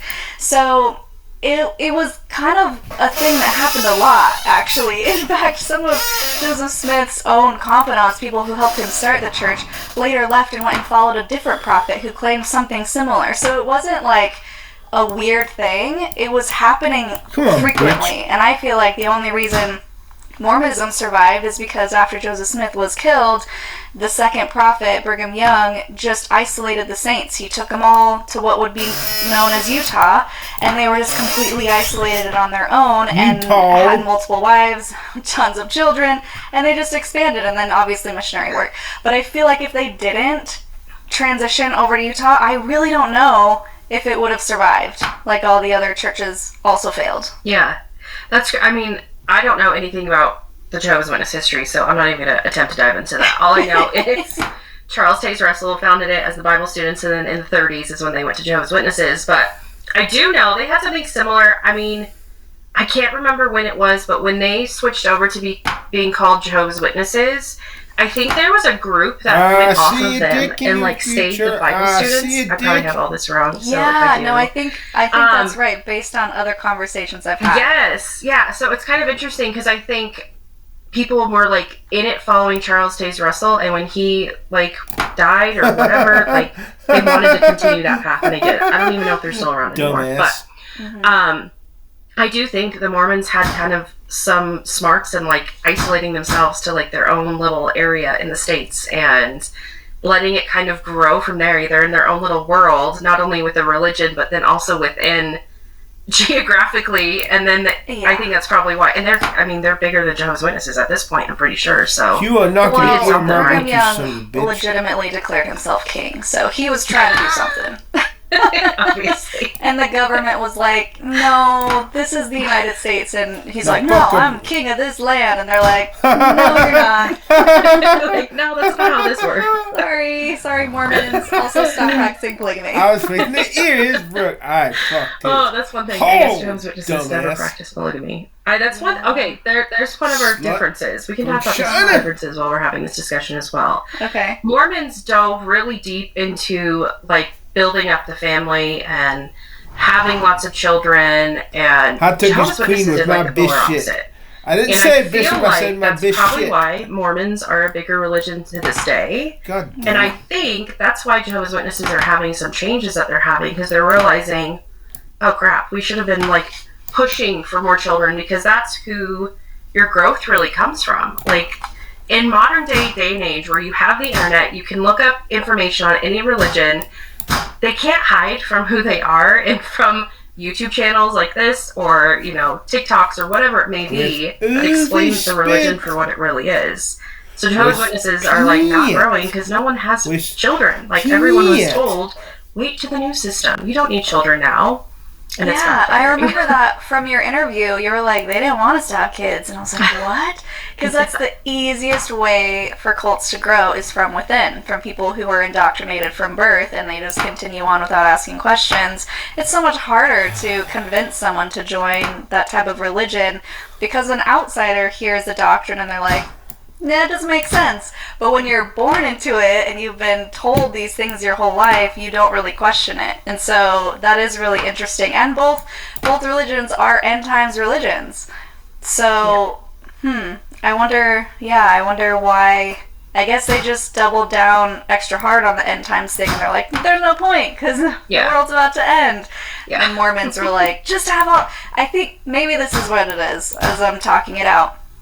Mormons think that they have to bring down as many souls from heaven as possible into Mormon families so they can get their bodies to be baptized, because it's a lot easier to go to the celestial kingdom, the highest level of heaven in Mormonism, if you had a body, because they always say in the afterlife it's so much more difficult to get to the celestial kingdom. It takes so much longer and all these hoops you have to jump through, and hopefully someone on earth does a baptism for the dead for you so that it makes it easier. But it's this whole process, because I remember thinking as a kid, I was like, wait, if I could just do whatever I want now, have someone baptize me when I'm dead, that would be a much easier, more fun life. But then they're like, no, it is so hard. And I'm like, yeah, okay, I guess I'll just do it the right way. Yeah, that is. But then they're like, no, it is so hard. And I'm like, yeah, okay, I guess I'll just do it the right way. Is so hard. And I'm like, yeah, okay, I guess I'll just do it the right way. Yeah, that is. I don't know why. I mean, because I guess Jehovah's Witnesses obviously don't believe everyone's going to heaven, so maybe that's a thing. They think everyone's going to be, the vast majority of people are going to be on earth in a paradise. And that's when they tell you, like, that's when you can have family. Because we're going to have to repopulate the world because, you know, billions of people are going to die at the end of the system. Yeah. So then you can just, you know, have children then and repopulate the earth. And they'll be true Christians because they're born into the religion already. So it's so weird. Let's talk about that, because I feel like there are so many similarities in this whole millennium apocalypse thing. So for the Mormons, and again, this is what I remember being taught. Maybe they've changed it. They do that all the time and just pretend the other thing never happened. But I remember being taught that when the second coming happens, basically, we're also preppers. Mormons, food storage, gallons of water, which I'm not against. Like, go for it. We had our little canned potatoes that we would go to the cannery, and I would help my mom get all the potato flakes or whatever. So we did all that. So the whole thing is, when Jesus comes, you have to take all of your food storage to the local church, basically in communism style. Community style, whatever you want to call it. And then I learned this at a later age from my super prepper auntie who doesn't talk to us because we're demons, that if you go to the church with nothing, they will turn you away. So you have to bring some, you have to contribute, and then if you do, then everything will be separated and distributed amongst the family, so everyone's good, everyone has food storage. But none of that makes any sense, because according to the theology, from what I remember, is when Jesus comes, if you're righteous, you're automatically floating up into the sky, you're lifted up, and everyone else burns in a fire. And it's like, oops, sorry you didn't get baptized. It could even be a family member who is drinking coffee and just not living the rules. And they're burned up in a fire below you. And so food storage, I'm like, why does that even matter? Because we're all going to be lifted or burned anyway. Anyways, so the righteous are lifted up. And that doesn't mean all Mormons. You have to be a good Mormon. And then after the world burns, it's made into a paradise, and then all the animals, like I could go up and pet a lion if I wanted to. It's like the Garden of Eden.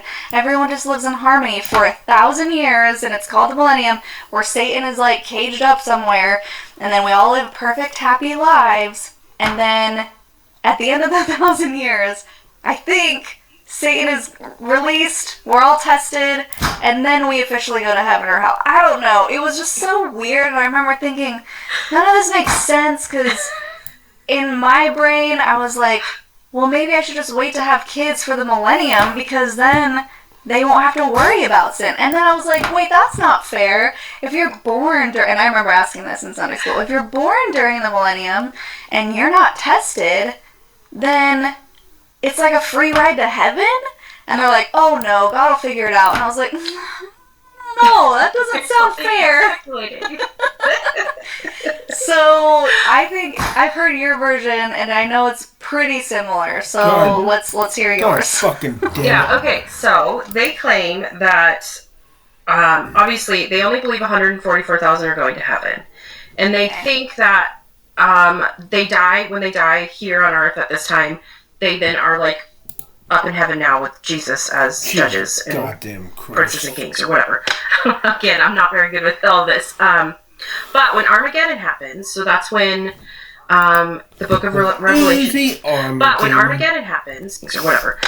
Again, I'm not very good with all this. But when Armageddon happens, so that's when the book of Revelation basically comes to fruition, and governments turn against the true religion. Basically, there will be like an actual war, and they would depict these wars in publications of like armies coming after people and shooting and killing them in the streets, and you had to still continue to remain firm, because it's going to be, they kind of almost likened it to like during Hitler's reign, where they were like, hey, if you denounce your faith, we won't put you in a concentration camp and kill you. It's kind of what they claim is going to happen. So you have to stay firm. You may die for your faith, but don't worry, because once Armageddon happens, the final war happens, God is going to wipe out everyone. He's going to kill everyone on this earth that were not his followers. And then you will be resurrected if you died, or if you lived through it. You get to then help clean up the earth and make it back into a paradise. So you have 1,000 years, again, 1,000 years, where Satan is gone after the final war happens and all the bad people die, where you are cleaning up dead bodies. They specifically say that. We will have to clean dead bodies, but most likely the birds will take care of that for you, so you don't have to worry too much about it. Mm-hmm. Yeah. This doesn't sound like paradise. No, right? And then for that 1,000 years, you're rebuilding the earth back to the Garden of Eden, and animals will become peaceful, so yes, you get to pet a lion. It used to be, when I was a kid, it was very much worded in like, you get to choose where you live, and you get to like live this beautiful life while still working to rebuild, which I was like, okay, yeah, I get that. Like, we'll have to build new kingdom halls and build things so that people that were resurrected that maybe didn't know about Jehovah will get to know Jehovah. But then they changed it to where it's like, well, you may be assigned somewhere, so it's like no different than now. Like, you're going to be assigned somewhere that you can live. It may not be by your family, but you have to do that because that's what Jehovah wants from you. You're going to rebuild. You're going to still preach because people are being resurrected who never met him. And then at the end of 1,000 years, Satan comes back and is tempting everyone one more time to see if you actually get to live forever. So your stories, then you go to heaven. With us, it's like, well, you just still live on Earth or you get died. So you're going to be killed. Either way, you're on Earth. You're never going to heaven because you don't belong in heaven. God doesn't want you there. It's so weird. Jehovah does all the work of making... God doesn't want you there. It's so weird. Jehovah does all the work of making a mess, and he can't even clean it up in like a snap of a finger. Makes you want to do it. Yes. And I remember, like, one of the governing body members, and if you're a Jehovah's Witness, you probably remember this. He did a talk, I don't even know when it was within the last 10 years, and he talked about that final war and how, you know, he said something along the line of it's going to smell terrible, like burnt flesh. He's like, you know, like that really burnt hot dog smell. I was like, excuse me, what? They're sick. They like take pleasure in the thought of all these people being killed off. So I know, right? Yeah, it's crazy. But yeah, I gotta say I prefer the Mormon version. I do too. Yours seems much nicer. Well, except for the burning alive part, if you're not. Well, yeah. Good, but. So I prefer my either question one. would be then: do they believe that it's only Mormons? Like, not even somebody who has learned the Mormon truth and maybe has it in their heart. Is it like you have to be a good Mormon and that's what saves you? Yeah. Okay. From what I remember, it's you have to be a baptized Mormon and you have to be a good baptized Mormon. So even if you're baptized, that doesn't automatically mean you're going to float up to heaven. It just means you have a chance to make it. And so, but then if you die before the millennium, you do have a chance in the afterlife to accept Mormonism, and that's why they do baptisms for the dead, and that's why they do endowment sessions for the dead in the temple. The whole point of the temple is to do all this work for dead people. Okay. That's interesting. Yeah. Witnesses are kind of similar. So it's like you have to be good Jehovah's Witnesses. Or Jehovah's Witness, but they also say, like, Jehovah's the only one who reads hearts. So there could be someone you encountered that when, you know, Armageddon starts, they, like, plead to Jehovah to save their life, and they might be saved. And then they have that 1,000 years to prove their worth, pretty much. So, and it used to be, they had new light 2 years ago. It used to be, like, once Armageddon hit, you had no choice. Like, it was like Noah's Ark. The doors were closed. You were dead. You were done. But now it's like, well, it could be way into the actual, like, war of Armageddon happening that people will see God is real and they can repent and he'll save them. So, and then that's Did you call it New Light? Yes. Yes. Haven't heard that one before. Yes. So they have new light all the time. It's becoming more and more frequent. It's Jehovah shedding more light on the truths. And the governing body gets new light, and they have to bring it to us so that we have better understanding of things. Yes. Okay, but you don't have a prophet, but they're still claiming to get word from God. Bitch. Yes. That's interesting. Yes. So Mormons have prophets, right? And they claim to speak directly with God then? 100%. Like, they have conversations all the time. Stupid! Yeah, so governing body, it's so Why do you confusing. just resign, you They slut? claim they are not, that they are infallible and not inspired, and yet they also claim that Jehovah's, like, when they What a pray for Holy dumbass. Spirit, he's helping guide them to direct their sheep. So it's like, so then technically you are speaking with God? It's very confusing. Yeah. It's all semantics. Honestly, I think a way for them to, like, get out of trouble, like, in courts and stuff. They're like, well, we're not technically speaking for God. We don't really make rules. We're just, like, helping guide this organization. It's like, not really. That's not how it works. Because everybody looks to you for answers for everything. So Come on, you I actually dickhole. just saw a clip, and it was from an ex-Mormon page. I saw it yesterday, actually, and it was a clip of this woman giving the super sweet voice and talking to the children, and she says, why do we need to listen to the prophet, kids? Why do we need to listen to the prophet? And then one little boy's like, so we know what to do, children. And she says, why do we need to listen to the prophet, kids? Why do we need to listen to the prophet? And then one little boy's like, so we know what to do and we're guided, and like the typical answer that you're taught to say. And then she turns to the current prophet. Oh, she's got some and she was spit like, arms. would you ever... Let me show her spit arms. She again. turns to the current prophet, and she was like, would you ever lead the children astray? And he's like, oh, of course not. I would never do such a thing because I am given direction by God, and God would never lead you astray. Suck my fucking dick, And bitch. I'm just like, God except fucking damn it. all the prophets before you have definitely done so at some point. Like, let's talk about the racism. Let's talk about blood atonement. I mean, there's so many things where it's just kind of, It's comical once you step away from it and you can see it for what it is. But when you're looking at it as a faithful member, it's like, oh, that's so sweet. Kids are following the prophet, and the prophet speaks for God, and it's just so normal and natural that you cannot see it for what is right in front of you. You just can't see it. It's this old guy that's basically just like, I speak for God. If anyone else on the street was like, I speak for God, you'd be like, get this guy in a loony bin, right? Like, no questions asked. Take him off the street. He needs some help. But then you have a $1 billion corporation and this sweet look. Well, the debate is out if he's sweet looking or not. But if he's just like, yes, children, I speak for God, and everyone's like, oh, it's just so interesting how you can't see the disconnect there. And I don't blame people because I've been there. I've been the Mormon that has defended the prophet. And like, guys, it's the only religion that makes sense because there are no other religions that have a current prophet speaking to God. And God would never just leave us high and dry. He had prophets all through the Bible. So doesn't it make sense that there is a prophet today? Like, I was 100% a defender. So I'm not trying to belittle people because I understand the mindset. It's just interesting to point out. It's crazy. I mean, I agree with you. When you step away from it, it's when you go like, oh my gosh, how did I ever buy into this?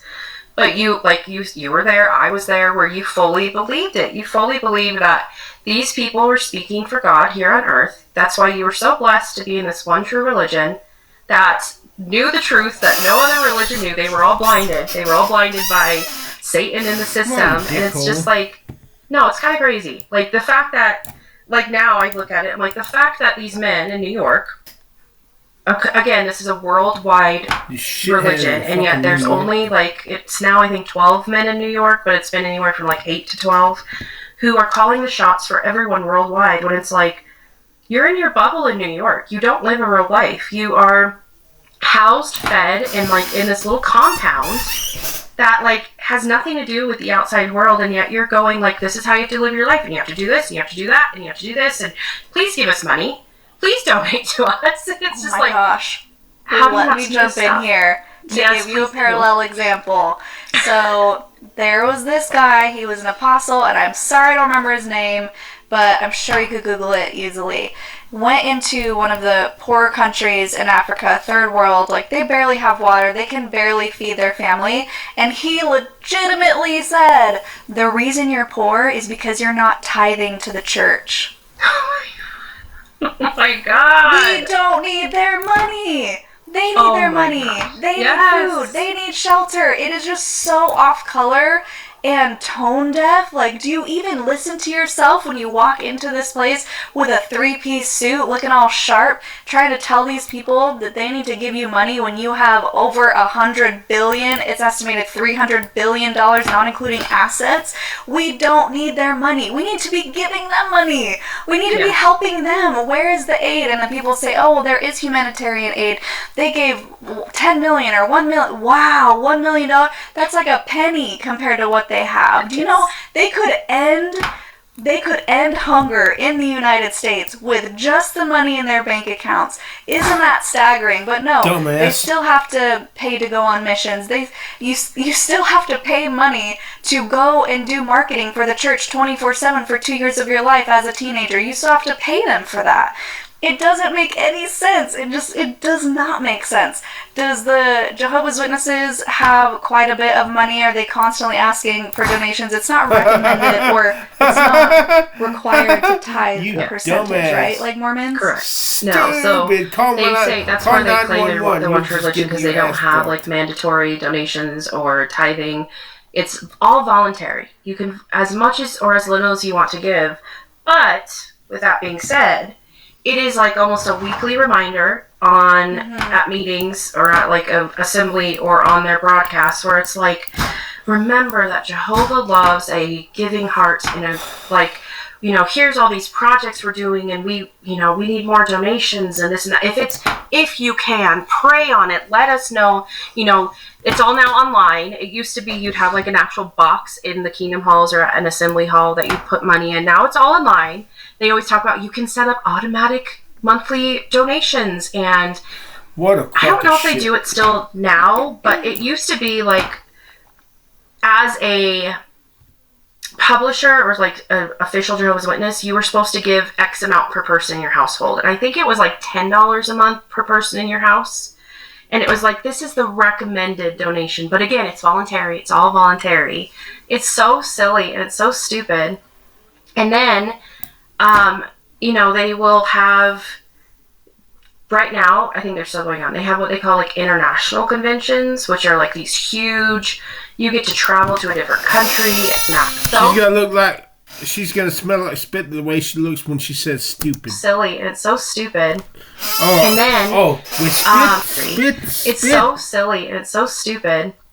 And then, Harry, it's so silly and it's so stupid. With spit, and then, spit. They will have, right now, I think they're still going on, they have what they call like international conventions, which are like these huge, you get to travel to a different country, and it's like put on by the organization, and it's in cities that they will have these hotels you have to stay at specifically.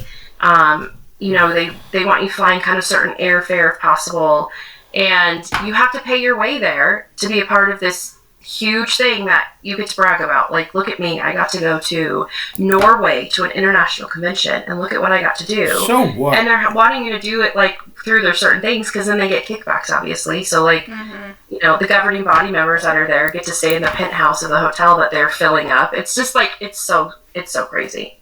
It's so fucked up. Everything always funnels back to the church. I mean, you look at all the ways that the Mormon church makes money, it's truly brilliant. They have underwear that you have to buy from them that they manufacture. You can't buy them anywhere else. They have to be specific. They got the signs and the symbols and all the things. Which, by the way, at least in my mom's time, because I never had to wear them, I was never worthy enough or married in the temple. But if you didn't have a temple recommend, which meant if you didn't go and do your bishop's interview yearly or however often, or if you've sinned or whatever, you didn't repent, you didn't get a temple recommend, you couldn't even go and buy your underwear. So you had to just keep reusing the ones that you've been in, which they're basically, I don't know if you know, they're like long biker shorts, t-shirts, the whole thing. And only recently they allowed you to put your bra underneath. Before you had to put your bra on top of the t-shirt. And no actual underwear. So women are they're having their periods in these long white cottony, it's not hygienic is what I'm trying to say. So they would force you to get your underwear from them. And if you don't wear your garments, that's a big deal. That's like a huge statement to the world. It's like, I do what I want, or I'm not worthy, or whatever it is. I mean, it's a little different now with influencers trying to break the rules. But when I was growing up, it's a really big deal. So then you have that. And then you have the canneries, because they say that you have to have your food storage. And here, we'll provide you with this huge cannery where you can go and can your own food, all owned by the church. There are so many different things. All the church bookstores, the Ensign bookstore, where you go and you get all your reading material, and you shouldn't be reading books that aren't from LDS authors. So here's a bookstore, and you don't even have to think about it. If it's in here, it's approved. So they have making money that way. Here are the Book of Mormons. Buy them from us. You can have your quad, the Book of Mormon, the Bible, Old Testament, New Testament, Pearl of Great Price, Doctrine and Covenants. Get your name etched on it if you're a really good Mormon for an 8-year-old birthday gift for baptism. It's just like, it's never ending. Oh, don't even get me started on the temples. You have to buy your own temple clothes or rent them. They don't even allow you to just borrow temple clothes. If you're going to the temple, you own your own temple clothes, or you are renting them from the temple. How, like, just money pouring in, that all these requirements and all these things you have to pay into the church. It's so smart. Well, it's no wonder why they have so much money. They know what they're doing. They have so much money. I don't even know how much Jehovah's Witnesses are worth. I know it's probably not to that level, but their thing is just in real estate. They always say they're just a real estate company that's like has a front as a church, and it's like, yeah, that's kind of true. They buy land and properties, and I'm trying to think. There's no special temple clothes for Jehovah's Witnesses, which is good, I guess. And they did used to do a lot more, like, obviously they had all their, like, publications that they put out, like the Watchtower and Awake and all their studying books and all that. And it was always, these are free to you, but you should donate when you get them. So it was, again, that little bit of a, like... Free? Yeah, we did get them for free. But then it was a guilt trip. Yeah, it was a guilt trip. I remember, like, I wanted they had like 2 different sized Bibles. There was like a smaller Bible and then a bigger Bible. And I remember when I was like a teenager, I wanted the bigger one because it was a study Bible. I was trying really hard to be better. And my dad was like, okay, but we need to donate like $25 if we're going to get that for you because you already have a Bible. And I was like, okay. But yeah, like everything is like, yes, it's free. We are so generous, but we need to be donating. We should be donating. Yep. I didn't even mention another way they get money. Just straight up come to your house and ask for it. So every month is fast and testimony meeting, and you've probably seen clips of it. People go up and they whisper in their kids' ears like, I love my mommy, I know this church is true, I know Joseph Smith was a prophet, and it's super culty once you're away from it and you see children doing this, you're like, that seems like a problem. But when you're in it, you're like, oh, they're bearing their testimony and they're only 3 years old. So anyway, you can't eat. You cannot eat. It's like a certain amount of time. For us as a family, we did it to where when you wake up, you don't eat, and once you get home from church, you can break the fast, which sucked if you had the afternoon church that started at noon. Then you had to wait so much longer instead of the morning church that started at 9. It's a 3-hour, when I went, it's 2 now. It was a 3-hour church, no food. You break the fast with the bread and the water, the sacrament or whatever. But anyways, so you're hungry, you're deprived, you can't drink either, you can't drink water, don't even try to drink the water from brushing your teeth, and then you have to sit and listen to people go up to the podium and bear their testimony, and so it's like a super cool indoctrination session where you're hungry and tired and loopy, and then you're like, oh wow, I feel the Spirit. No, you probably just need to eat. It's probably low blood sugar. Yes, so that goes on for like an hour, and then you feel this guilt of like, oh my gosh, I should go up there, oh my gosh, I should go up there, because people just volunteer themselves to walk up to the podium and say whatever they want, and then afterwards you're like, oh, so glad I got that off my chest. So anyway, after you get home from church, they send the boys to your house, and I say now boys because I think they're between like 12 and 14 maybe, like the young deacon, is it the deacons? They have names for them, I don't remember. But they send them knocking on your door with a little envelope to collect your, what was it called? People are going to remember in the comments. I can't remember the name of it. But there's a specific name, and you're supposed to give the amount that you would have spent on the 2 meals that you fasted. So if you have a large family and you're like, I probably would have spent $100, you should write a check for $100, give it to the boy, and send him on his way. And if you don't answer that door, you feel so guilty because they know you're home, because you can't go anywhere on Sundays. They know you're home, and that's another way that they guilt you into giving more money just because you didn't eat. But then people are like, oh, that's so great because they give that money to people who can't afford meals. Not always the case. You have to, if you need money, and there's like a bishop's storehouse, and there have been cases where people do get things from the storehouse. It depends on the bishop, but there have been cases where the bishop is supposed to say, if I bishop said, hey, I'm having a hard time feeding my family. I'm a full tithe payer. I've given money to the church. I need some food. They're required to say to you, have you asked your family for money yet? Have you asked your parents for money yet? Okay, go ask them first and then come back to me if they say no. Which is a tricky situation because maybe people are not in contact with their families anymore, or they don't want to ask their parents for money. They want to ask the church who they've been paying money to for how many years. Yes. And then finally they'll say, okay, you're allotted this much, you can go and get from this list whatever I allowed you to get. But that's like, you have to jump through hoops. Usually it's just really hard. People are embarrassed, they're shamed for it, and like, are they worthy enough to get it? It's just a whole thing. So it's just like more ways that they shame you into giving things that you probably don't even have yourself. You didn't blunder that queen. That's crazy. That kind of made me think of something. So, do Mormons offer any sort of like food banks? You know, like Catholic churches usually will have some form of a food bank that like, anyone can come to. Okay. Not that I know. So that's where they're real similar. That's something that always bothered me as a Jehovah's Witness was like, their service to their community was going out service, going to the door to door. Like, that does anything. Like, let's say there's people who need food or groceries or whatever it may be. That's not doing them any good.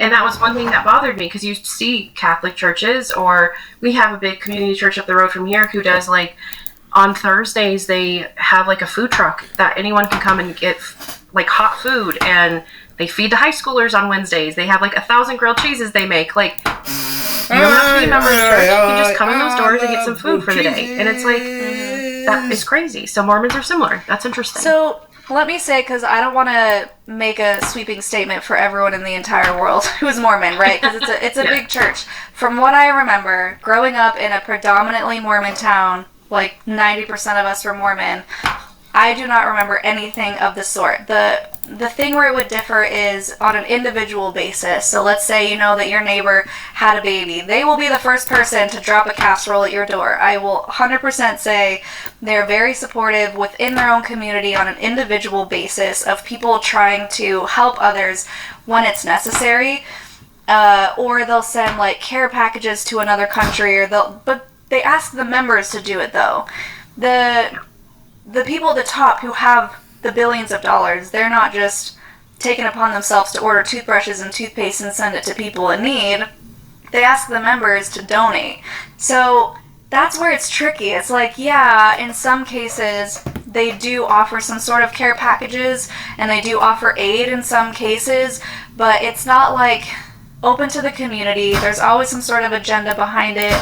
If they host a chili cook-off, sure, anyone's welcome to come, but it's because they want to proselytize to you and they want to welcome you into the community and get you to be baptized. It's not just so that we can feed people who need food. Does that make sense? Yeah, it's like not out of the goodness of their heart, being like Christians. They're doing it for ulterior motives almost, in a way. Well, and it's both. It is out of the goodness of their heart because they love get-togethers, they love cooking, they love sharing with people. But again, it's on a member level. It's not coming from the top necessarily.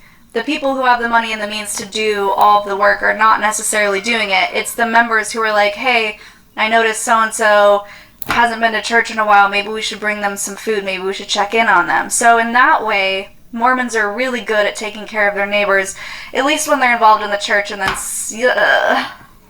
I don't make sweeping statements, but in most cases, when you're no longer in the church, then the community is cut off from you. You're not really, you're not able to dip into that service or that love anymore. Yeah. It's kind of like, you're an ex-Mormon, we don't associate with you for the most part unless they're trying to love bomb you back in. So yeah, I would say it's community with strings, and the members themselves do mean well, and they do want the best for people, generally speaking, but the people at the top aren't doing much to actually help facilitate or do any sort of selfless act on their own, as far as I'm aware.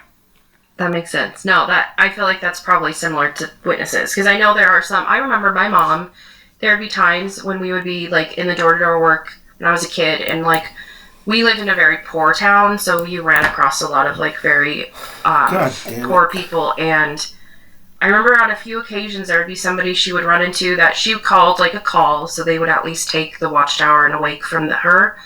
And there's a couple occasions where this woman, she's a single mom of like 2 little tiny ones, that she would be like, I am just, struggling, we don't have diapers, we don't have wipes. So my mom would go out and get her stuff that was on her own dime, out of the goodness of her heart. So I know there's a lot of people that do that, but I wish the leadership are like so disconnected from that. I feel like, again, they're the ones with all the donations and money, and they don't tend to do a whole lot. Like, it's kind of crazy.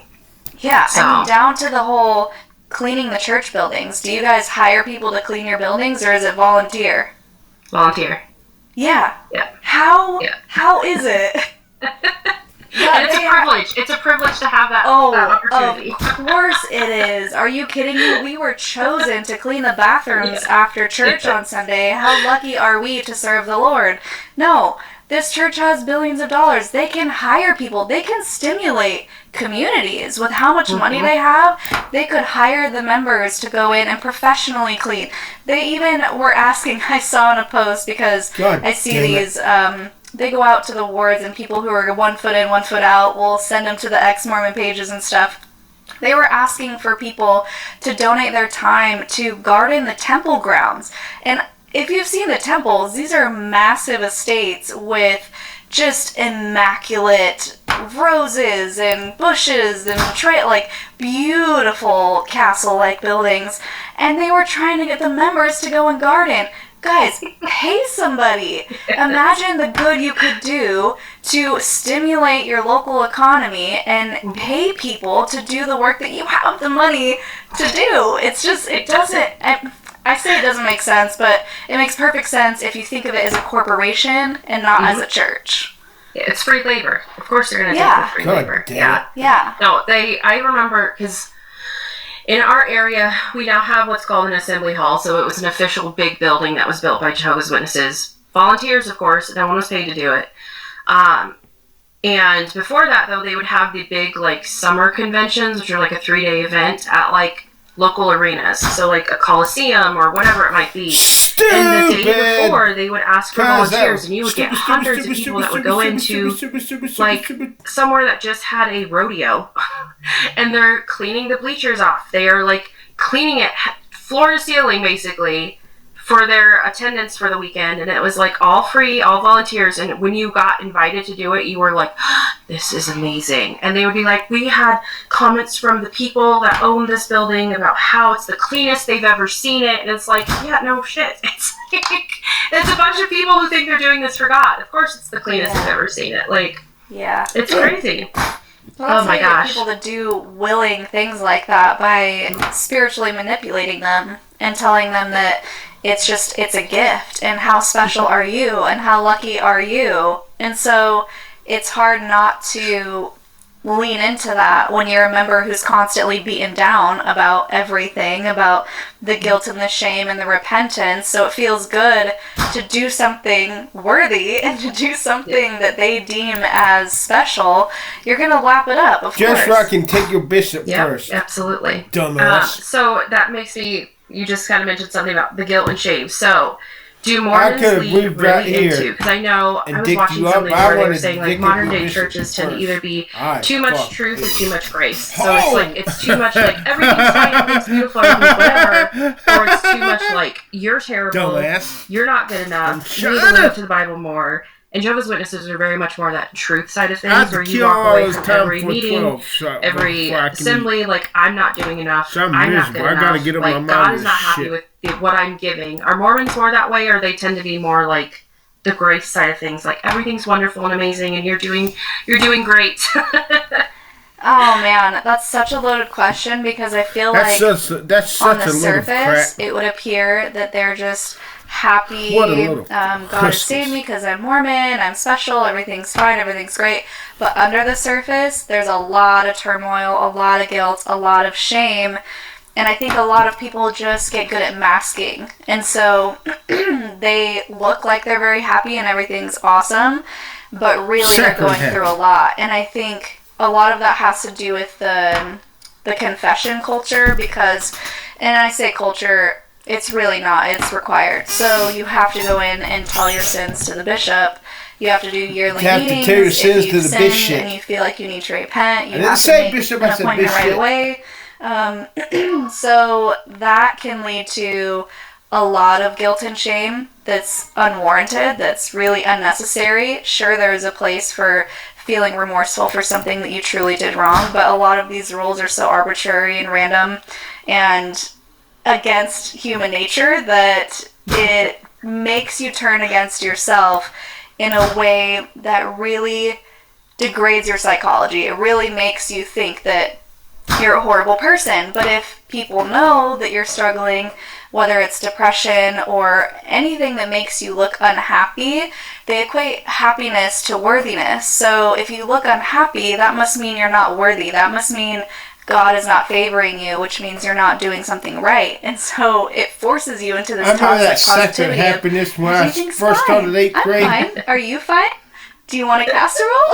Like, carrying all those it books tends to be really fake, and that's it's a symptom of a larger issue because of the way they perpetuate this incessant confession over the smallest things, to where you think that you're just a horrible person. And depending on the bishop, they may lean into that. You may have a bishop that's like, oh, you're totally fine, thanks for sharing that. Which I've had that experience, and I've had the experience of, you are just not spiritual enough. I show that fucking commercial to you.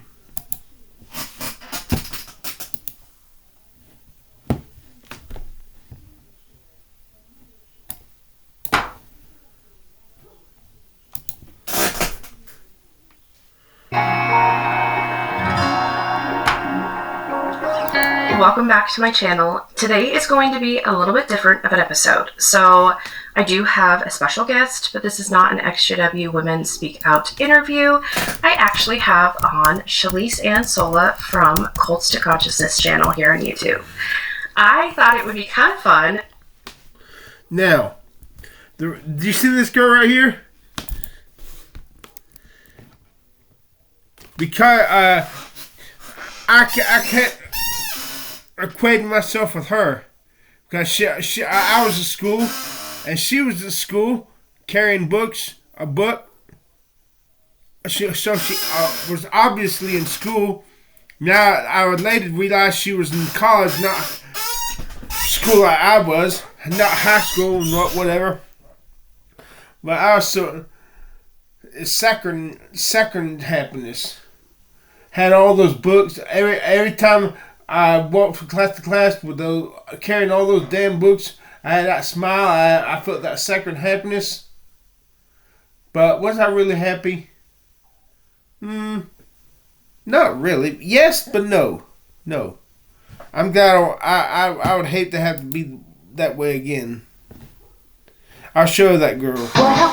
Whatever the day brings, she's confident. FDS woman. She's confident, fresh, and nice to be near. This one right here.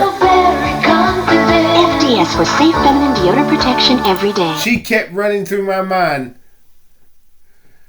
FDS woman, so very confident. And I wanted to get that earworm out of my mind, but I could not, because the second happiness I was feeling was that deep down I knew it was second happiness, so I wanted to get it out of my mind, forget this.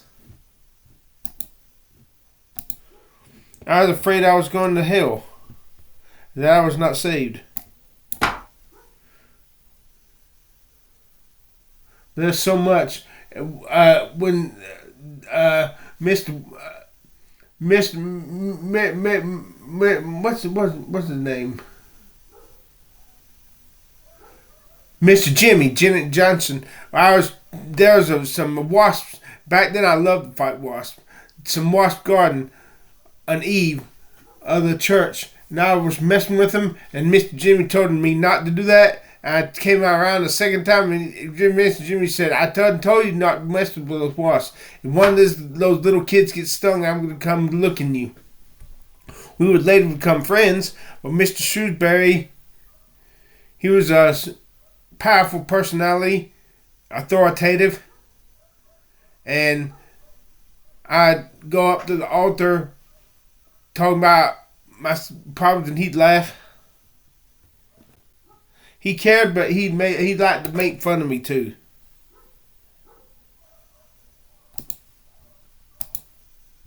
Let's play this fucking commercial one more time. She's cute. Man, this girl's got spit arms. I'm just glad I don't have to go back. Some good memories. Hey y'all, welcome back. I'm Mama Dr. Jones, a board-certified OBGYN, a mom to 4, and today we're talking about Lume deodorant. Good memories, but I was full of that second happiness. Whatever the day brings, she's confident. FDS woman. She's confident, fresh, and nice to be near. FDS woman, so very confident. FDS for safe feminine deodorant protection every day.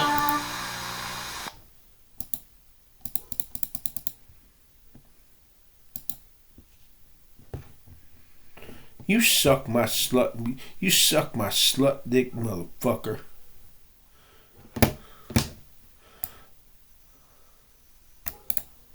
I need to get these fucking pawns out of here. I need to motherfucking castle. What I need to fucking do. Son of a bitch. Suck my motherfucking slut. You suck my motherfucking dick, bitch. You suck my dick, bitch. You suck my motherfucking slut. What the goddamn fuck? Let's cancel this bitch. Fuck this shit. This is bullshit. enough, you need to repent. That was unnatural for you to do something like that. You are just not worthy, like, horrible. And so it's really a tough situation. And they switch bishops every 4 years, so it's not like if you find a good one, you can just stick with that church because he's going to be gone and a new one's going to be put in and you don't know what you're going to get. So I guess in that way, it gives a lot of anxiety too. Oh, absolutely. No, that's, I mean, I know, like, Mormons and Jehovah's Witnesses have, like, that really intense purity culture, which is, like, so hard as, like, a person in general, but especially growing up in it, because it goes against biology. Like, we biologically have hormones that make us want to do things, and it's so, like, villainized. It's crazy. Mm-hmm. You mentioned how, like, if you're feeling depressed or something, people view it as like, oh, God's not blessing you right now, or God's not in your life enough. You're doing something wrong. Jehovah's Witnesses are the exact same way. Like, if you are anxious, depressed, down, like, what's going on in your life that's causing you to feel that way? Because if you have God's Holy Spirit in your life, you should be the happiest you've ever been. It's like, okay. For the longest time, they were like therapy, anti-medication, and they were very much like, you just need to pray more or read the Bible more if you're depressed. It's like, oh yeah, that's a really great form of therapy. That doesn't seem to do anything. I will say Mormons are down for the medication probably more than they should be. It's like, just take a pill and you'll be fine. Because that's an issue. Like, truly an issue. Damn. And you can tell because if you look at the stats in Utah where it's primarily, well, I think the stats are shifting and it's not majority anymore, Mormonism. It's still like 50% of the state. But if you look at the state statistics, it's pretty easy to tell how Mormonism affects your psychology, affects the suicide rates, affects so many things, affects the opioid epidemic, affects plastic surgery. It's the most advanced state. People don't believe it, but truly they have the most plastic surgeons per capita than any other state. Because you have to see the symptoms, again, of a greater issue of what's being taught at the pulpit and what people are internalizing.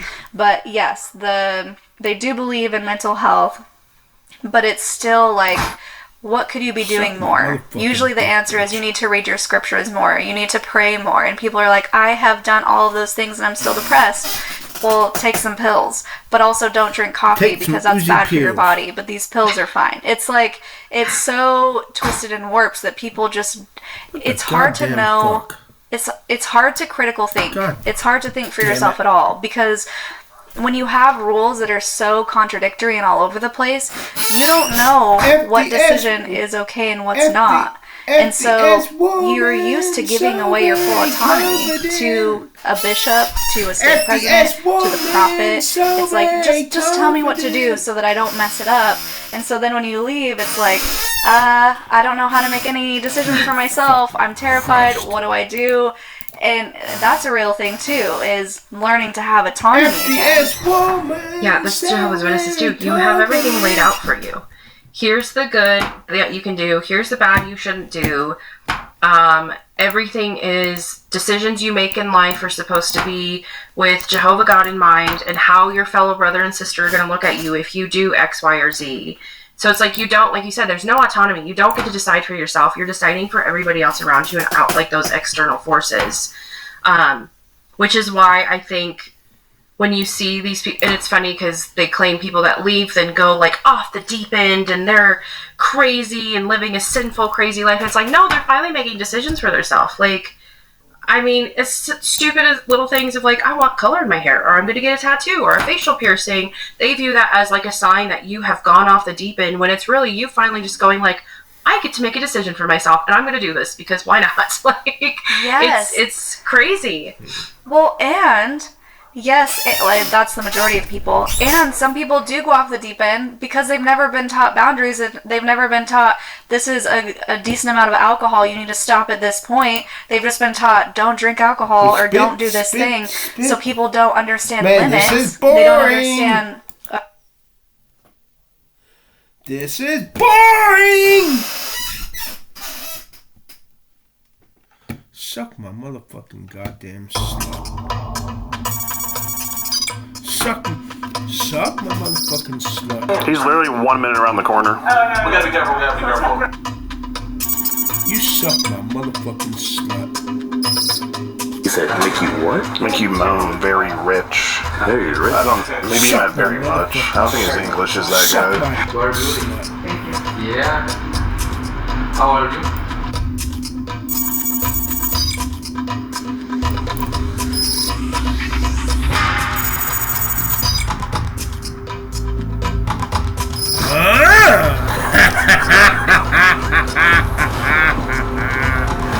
Dumbass!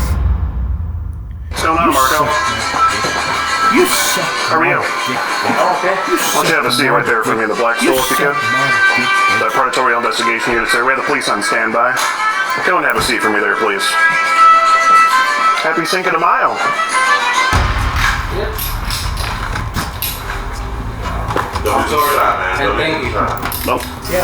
I hope you're sorry to your wife and kids. What the fuck did he say?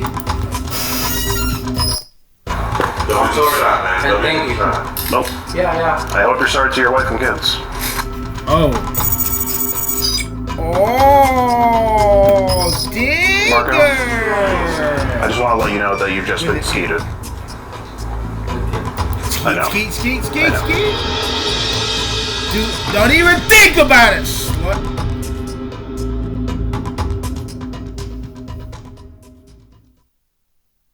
What up?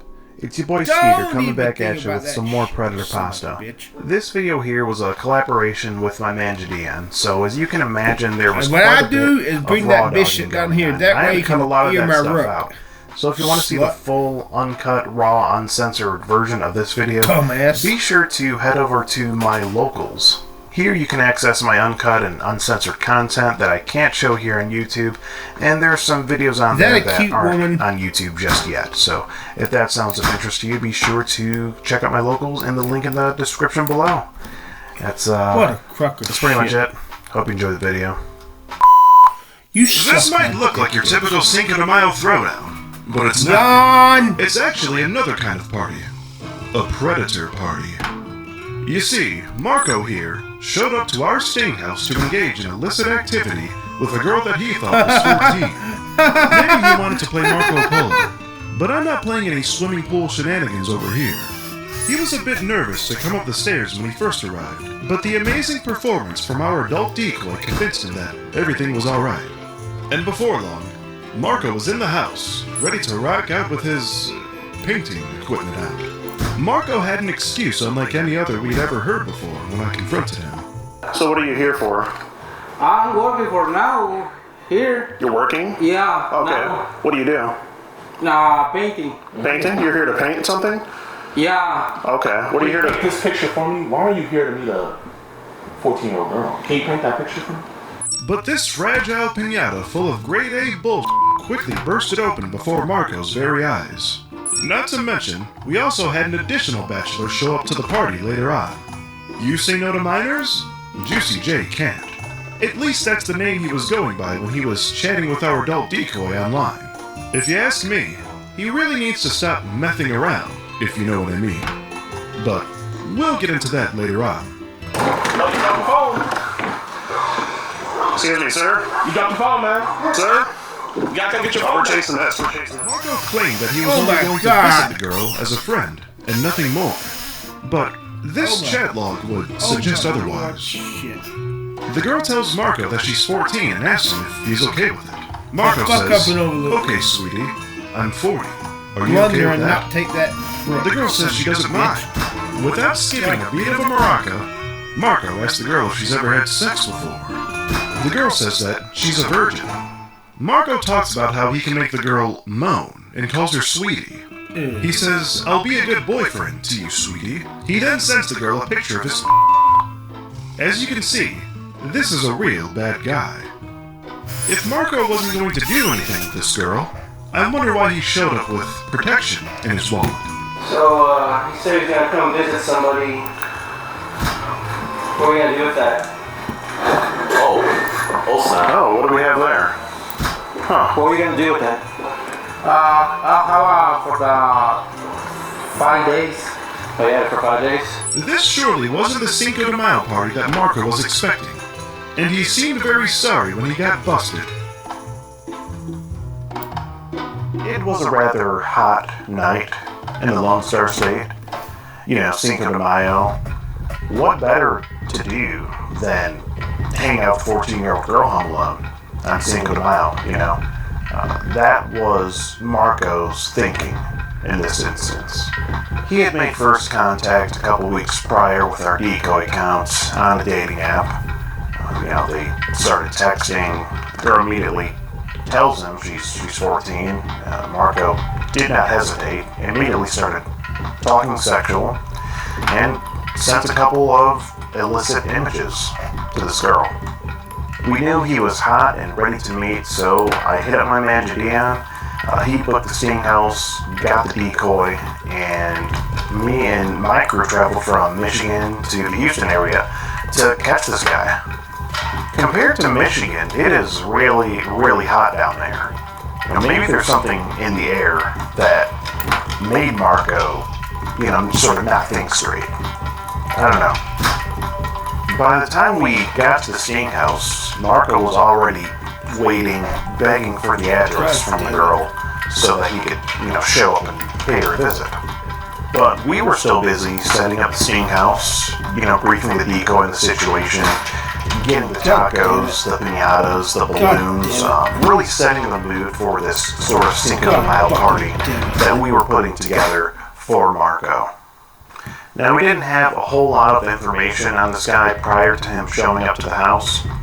We just knew that, you know, he was a 40-some-year-old man trying to meet a 14-year-old girl for illicit activity, and we figured that he didn't speak very good English. So luckily, we had already arranged for a translator to be on standby. Now, after we were all set up and everything, I think we had a pretty good-looking Cinco de Mayo party. I mean, if I was invited to this party, I would have been thrilled. Seriously. If you look through the text messages of the conversation, it's obvious that Marco really thought that he was in some sort of relationship with this 14-year-old girl. That did not exist. Keep in mind, he does have a wife, so he's married, and he has kids of his own. Bit of a concern there, a little bit disturbing. As horny as this Marco character was, we couldn't stall him anymore, so, you know, at some point we gave him the address, got it to position, and fired up the cameras, and, you know, waited to hear Marco approach. We good to send the address now? Yeah, we're on the address. He's literally 1 minute around the corner. We gotta be careful. House is hot. Wait. I don't get too stuff last night. Now fuck up and take this pill. Now put your black ass in checkmate. I'll just have to cut out of the video for you. Smother checkmate. Hey, I don't mind it. Wait, you said make you what? Make you moan very rich. Very rich? Maybe you meant very much. I don't think his English is that good. Then, you know, we have the infamous D-pic. And he says, I have a little thick, too. You have big vagina, sweetie? Well, I wanna sex with you, sweetie. Yeah, not very good. I understand that she's 13. Yeah, 14. So not very good Riz or English here, unfortunately. What the hell is this? Has it ever been a play where it's like, damn, I'm not gonna lie, you niggas saucing me up right now? A couple times, yeah. He almost got me. It's happened.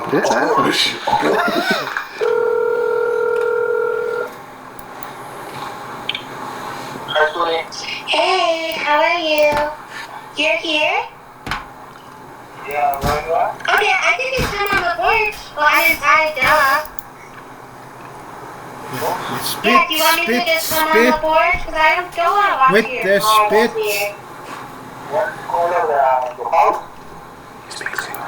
Yeah, remember? The kiss and cuddle and stuff, duh. You are single with your house or with mom? No, my mom went to Vegas for work, for training, remember? Did you forget?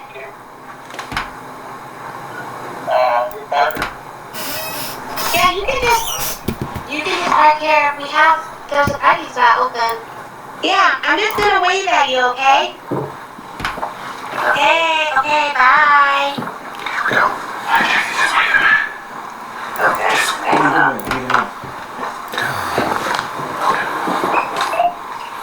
Okay, we're waiting. Okay, we're waiting. We can have it right so we can hear you. Okay, separate. Oh, he's here. Okay, I'm hanging up. Oh, you're lying. That predator is here. He's right outside.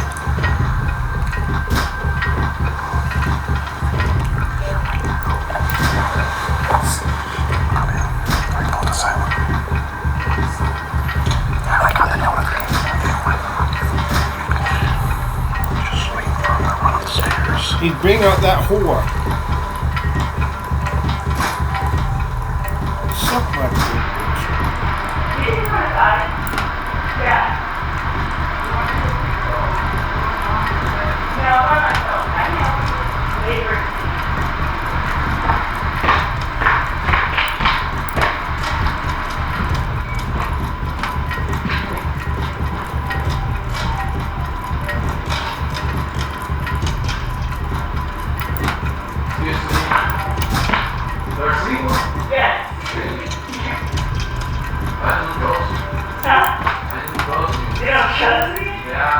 With the layout of this particular sting house, it was a bit of a task getting Marco to even come inside. As soon as you open the front door, there's this, flight of stairs, and Marco looked up and saw the girl, but he couldn't really see what was in the background, so that made him sort of skeptical.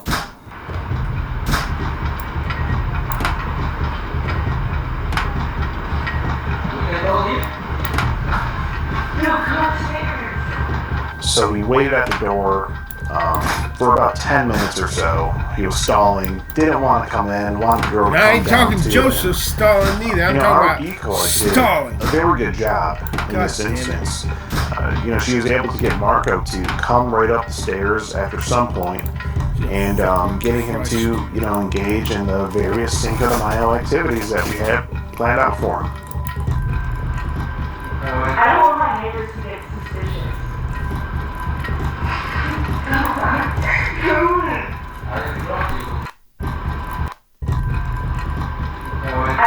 Activities that we had planned out for him. I don't want my neighbors to get suspicious. Come on, I don't trust you.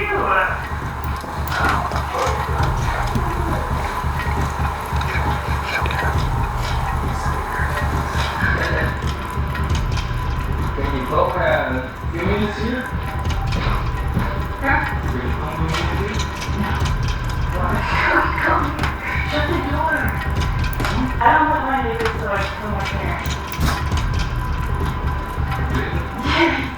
Shut the door so I don't get in trouble. What is your name? My name? Taylor. Your Taylor? Yeah. Really? Yes. Marco? Really? You're gonna get me in trouble. Shut the door, please. Come on, quick. I'll be in the kitchen. God damn it.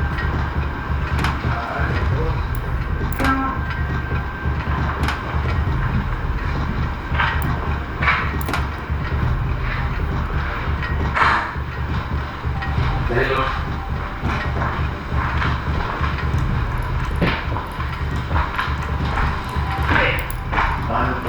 Are you okay? Why are you so scared? Yeah. You want crackers? Good one? Yeah. I was about to eat one. Do you need some water? Huh? You need some water? No, I just drink water.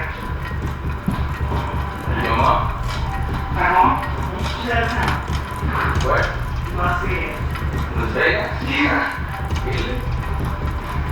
What happened from your single kid? Huh? You have brothers? God damn it. I have a sister, but she doesn't want me.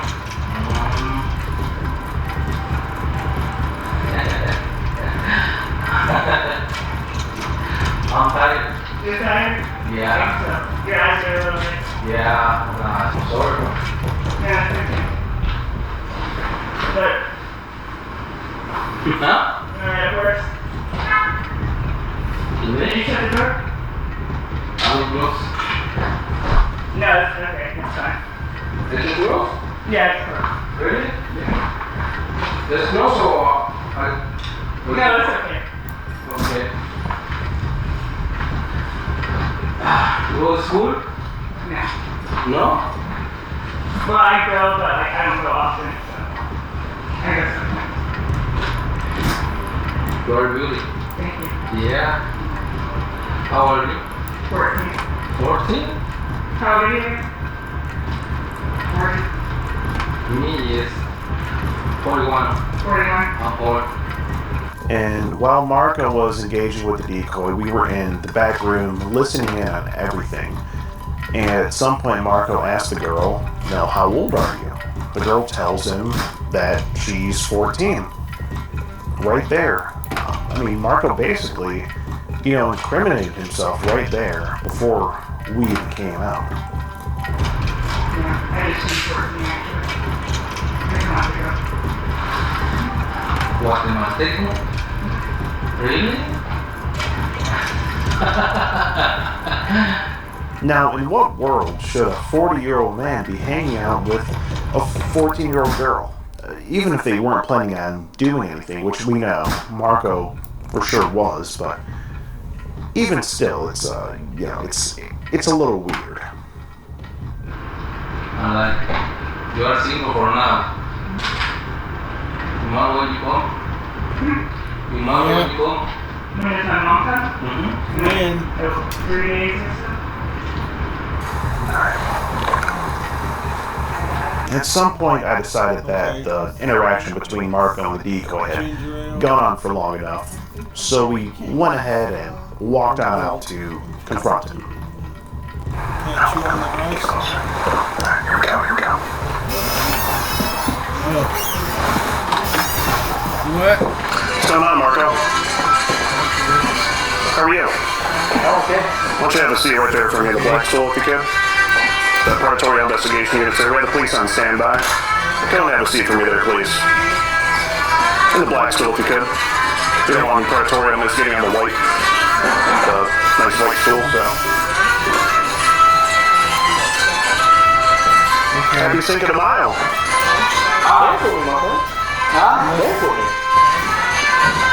Don't you like Cinco de Mayo? No. Soy de Guatemala. So what are you here for? I was praying to God that this man would at least speak some English. Just a little bit. That's all I need. I'm working for now. Here. You're working? Yeah. Okay. What do you do? Painting. Painting? You're here to paint something? Yeah. Okay. What are you here to... This picture for me? Why are you here to meet a 14-year-old girl? Can you paint that picture for me? Were you maybe trying to paint the walls of a 14-year-old girl? Painting and inside. Inside walls. So yeah. Did you bring your equipment? Did you bring your painting equipment? I don't understand. You're a painter, right? Yeah, painting the wall. And you're here. Where's the paintbrush? And you're here. Right. And roll and brush. Yeah, where is it? You're here to paint, right? You just said you were here to paint, Marco. I'm just trying to understand, where's your painting equipment? I don't understand. Okay. Do you maybe understand this? This would be your picture, right? That's you? Yeah. Yeah. Yeah, but And you have an account on the Badoo app? Okay, buddy. You have this would be your account on the Badoo app? Right here? Yeah, but online dating? yeah. Right. I don't buy. It's okay, take your time.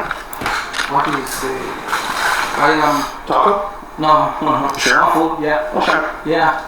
Pedals love tacos. No. That's what they say. No. You gotta celebrate your heritage. I'm from Guatemala.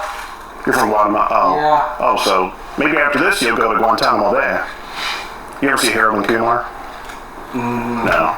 Oh, well, maybe you'll find out what that's like in a little bit. The girl does tell you that she's 14, and you proceed to have a sexually charged conversation with her. Which is the real reason you're here tonight, right? With her. Which is the real reason you're here tonight, right? Not to paint, but to meet a 14-year-old. No. Oh. She takes, and I'm not black people. I am looking for a girlfriend only. What'd you say about black people? Huh? What'd you say about black people? I don't bad person. Oh, I'm not a bad person. Oh, you're not a bad person? No. Okay. No. But you're here to do some bad things. You asked her if she does oral sex. Yeah, but I don't understand. No, here. This would be a message that you sent right here. You said, do you like oral sex? Yeah. Okay. But she, She what? You were speaking pretty good English just a little bit ago. We heard the whole thing, so. No, my English I translate for Google. Oh. But hey Siri, how do you say you're in Spanish? In Spanish, your is estás jodido. You understand that? Sí. Okay. But I'm sorry, but no, it's fine. I've got a few more things to go over with you here. You repeatedly call her sweetie. You say, I would like to make you moan. Very rich. You want to make her moan? Nothing. So yeah, I wanted to make her moan. Is what you remember typing that? Think long and hard about it. Right there. Do you recall that? I know something. Yeah, I know something you might recall. Yeah. Do you recall sending this image here? That one right there. That'd be a. Oh yeah. Yeah, that'd be a picture of your right? Yeah. But, I wanted to say. Yeah, take your time. Here, tell me. ¿Cómo se dice? Quiero sexo.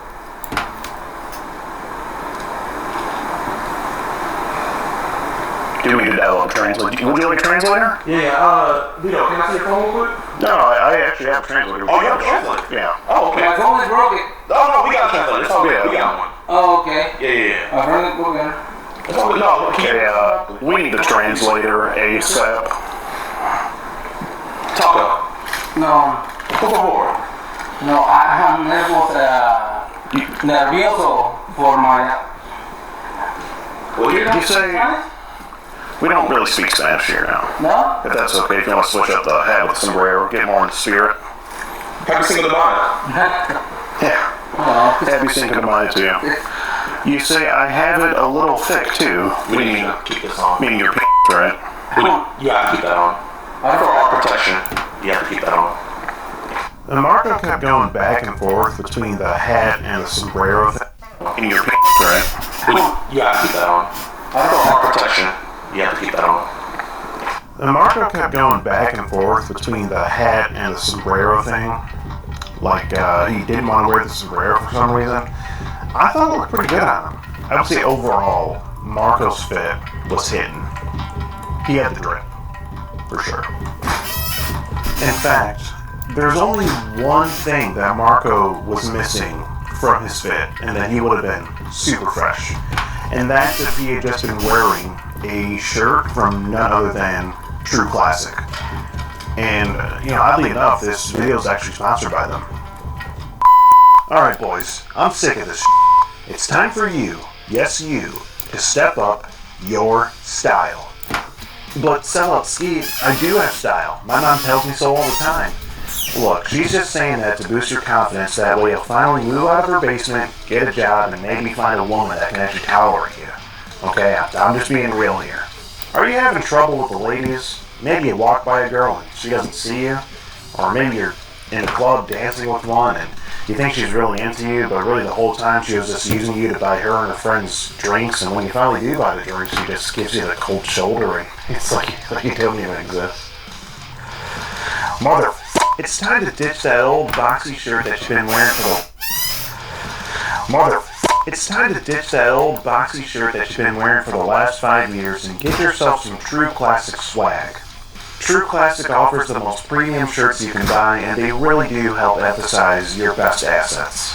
Fellas, if you're ready to step up your style, be sure to head over to trueclassic.com right now and use my code at checkout to receive 25% off your order.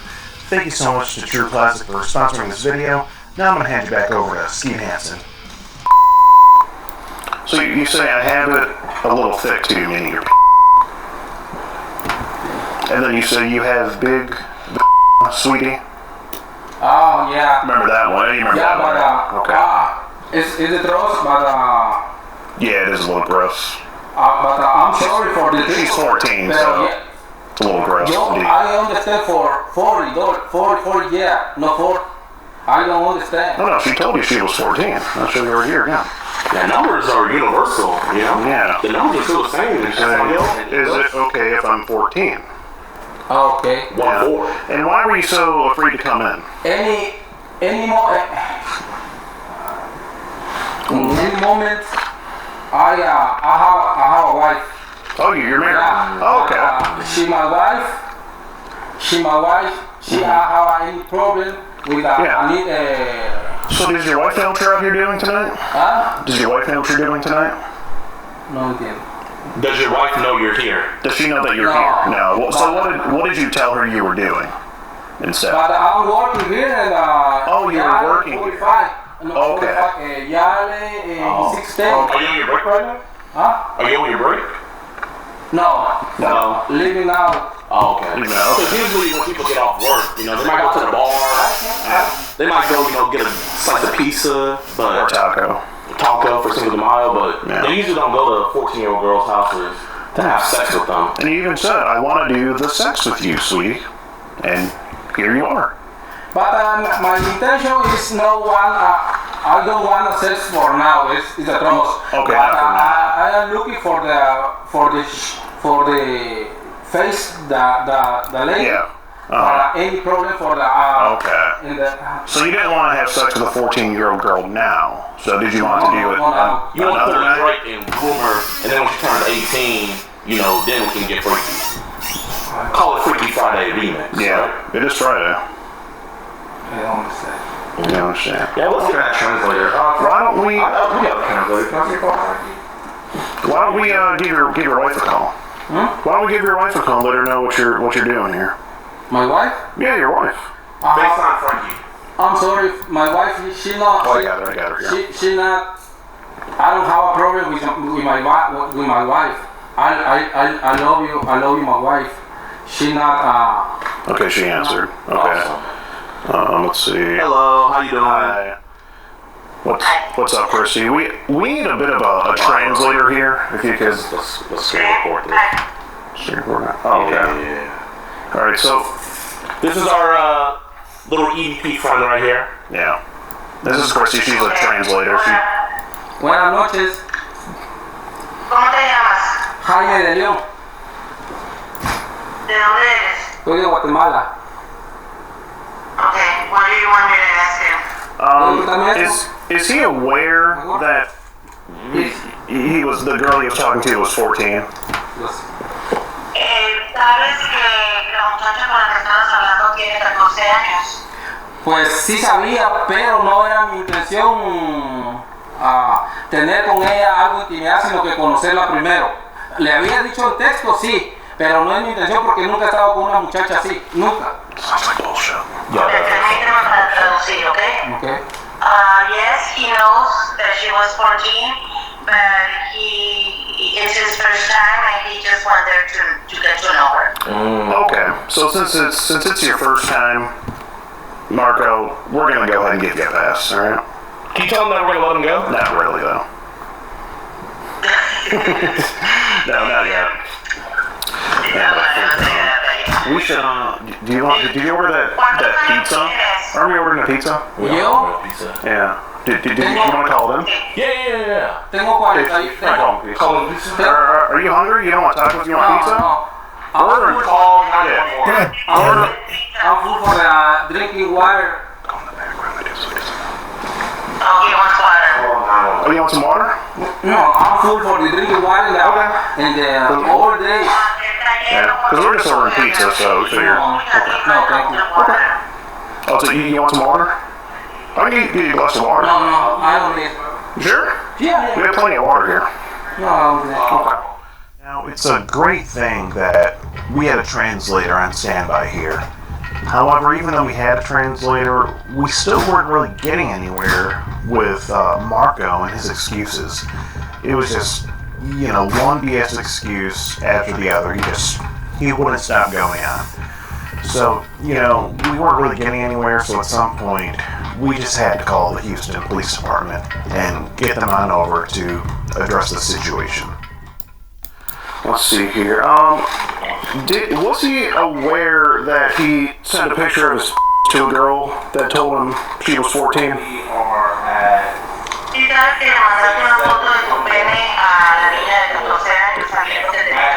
Sí, estoy consciente, pero créame que nunca fue mi intención porque yo me había equivocado después que se lo había enviado, que le dijo que tenía 14. Yo pensé que tenía... No, yo creo que fue antes, porque no le había entendido, porque no hablo bien el inglés. Okay, he's saying that he admits he sent a picture that that was before he knew that she was 14, because if the girl said it before, he didn't understand. Well, she did tell him before on more than one occasion. Que te dijo antes varias veces de la foto, que te dijo varias veces antes. Ellos tienen la conversación impresa, entonces es más sencillo que digas la verdad, porque ya la saben. No, sí, mire, sí, la verdad, sí, yo le dije, le mandé fotos, pero ¿cómo le explico? Yo tampoco, porque hoy vine. Okay, yeah, he admits that he knew that she was 14 when he's talking about more pictures. Okay. And that he bought her a Starbucks, but that they were only going to talk outside in the park, that he was not going to come in. Okay, so he's saying that he wasn't planning on actually doing anything, even though he asked her if she wants to do oral sex and sent a picture of his penis, basically. Le preguntaste si quería tener sexo oral, aunque dices que no querías hacer nada con ella. Sí, le pregunté, la verdad, sí, pero no era mi intención tener sexo hoy, posiblemente, porque yo siempre conozco a las personas. Es más, yo tengo mujer y a mí, yo amo a mi mujer y me metí en un problema en eso y que me perdone. Y es más, estaba yendo a la iglesia y me alejé un poco de Dios.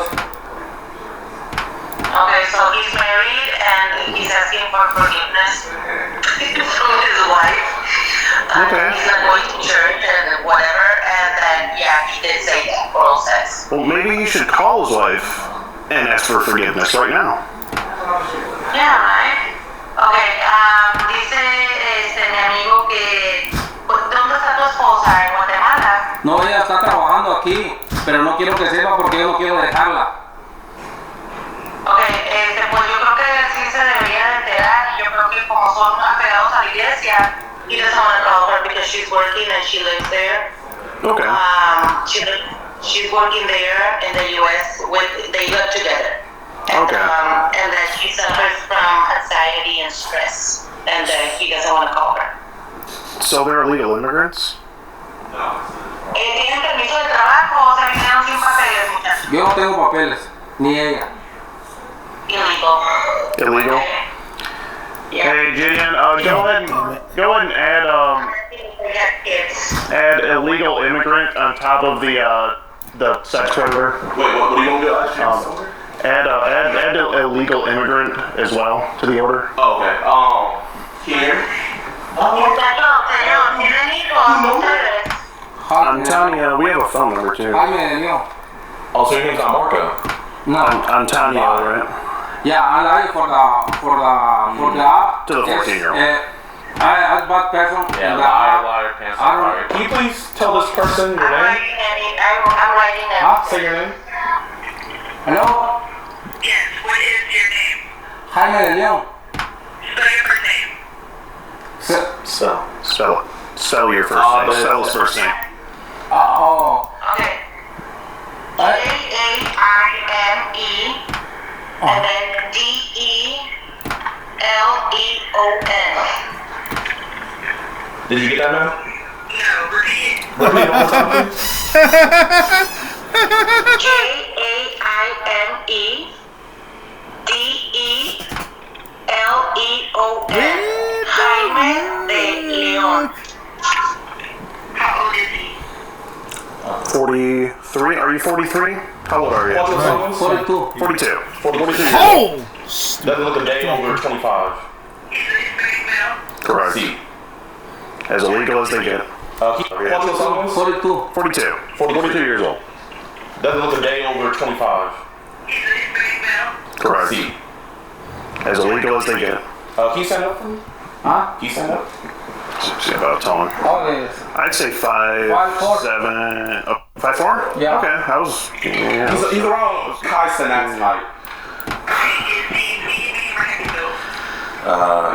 Medium built. Yeah. Yeah. He's cute. Built. Negro. He's wearing a Hollister shirt. It's pretty fresh today. White. Yeah. Red text. He's got paint all over his pants too. Well, we think it's paint. We hope it's paint at least. It's white, so there's no telling. He's wearing black jeans with paint all over it. It's like blackish gray, charcoal gray. So, would you rather talk to your wife or talk to the police? Señor, ¿prefieres llamarle a tu esposa o que vaya a la policía? Son dos opciones. La policía, ¿para qué? No entiendo. Y para llamarle a ella, no sé. Dumbass. Okay, he doesn't understand why the police. So should I tell him, like, that it's illegal, of course? Yes. Okay, porque conocer o juntarte a conocer a una, entonces te ofrezco esas opciones. Yo lo que menos quiero es dejar a mi mujer, porque la verdad es la que le digo que me encontré en un momento muy flaco y no fue mi intención lastimar a nadie, mucho menos a ella. He's afraid of the wife, and then do what you have to do, that he deserves it. Okay. He's not going to do what? Well spoken. Okay, so absolutely no wife. No wife yet? No wife. Okay. So he's not going to wife? Yeah. I love you, my wife. When you love your wife? Well, let her know. This should be your. Wait, can you repeat that one more time? He doesn't want to call her because he doesn't want to make her suffer. He loves her too much. Well, you So do what really you have to do. You should have thought of that before you came in here. Debiste haber pensado eso antes de ir para allá. She's gonna find out. Ya, entiendo eso, yo entiendo eso. No fue mi intención estar con la muchacha precisamente hoy, quería verla. No sé cómo. She's still there. Okay. No quería estar con ella porque ella sabe que yo le estaba diciendo que no iba a entrar. Yeah, it's the same. Same BS. Okay. And do you have kids of your own? Okay, so wife has two older sons that are legal. But they're not his. But they're not his children. They're his wife's children. No, they're the wife's. The wife's, and okay. they have one together that's 18, but he's in Guatemala. Okay. So what is his child and stepchildren going to think when they hear about this? ¿Qué van a pensar los hijos de ella y el tuyo en Guatemala cuando sepan de esto? ¿Qué hiciste? Pues yo la verdad les tengo que decir la verdad, pero no por ahora, porque yo no quiero dejar a mi mujer y la verdad fue un problema que me metí, que no fue mi intención, pero ya lo hice. Okay, so he's saying that he doesn't know what they're gonna think, that it was a mistake, but he was not gonna do anything, so I asked him. Okay. Oh, he said that he didn't do anything wrong. And I said, yes, you did, and what if you went inside? And he's like, well, I don't know, I didn't touch her. Okay, so pretty much the same stuff. Gotcha. Yeah. Okay, Corsi, do we have any more questions? Is it can I ask a question, man? Can I ask a question? Is it cool if I ask you a question? Can you ask him, what if this was your daughter and she was 14 and a 42-year-old man came over to your house to do things with her? Can you ask him that for me? Sure. ¿Tienes hija mujer? ¿Tienes hija o hijastra mujer o son hombres? Tiene una hijastra. Okay, so that daughter is the only female, and he says that he wouldn't do anything because the wife would get mad. And then I asked him, way to wear the pants. like a daughter, not son, the daughter, like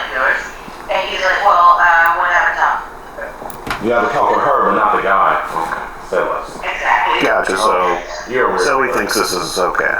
Okay. Alright. Well, I think that's all the questions we have for this gentleman. Okay. Right. Yeah.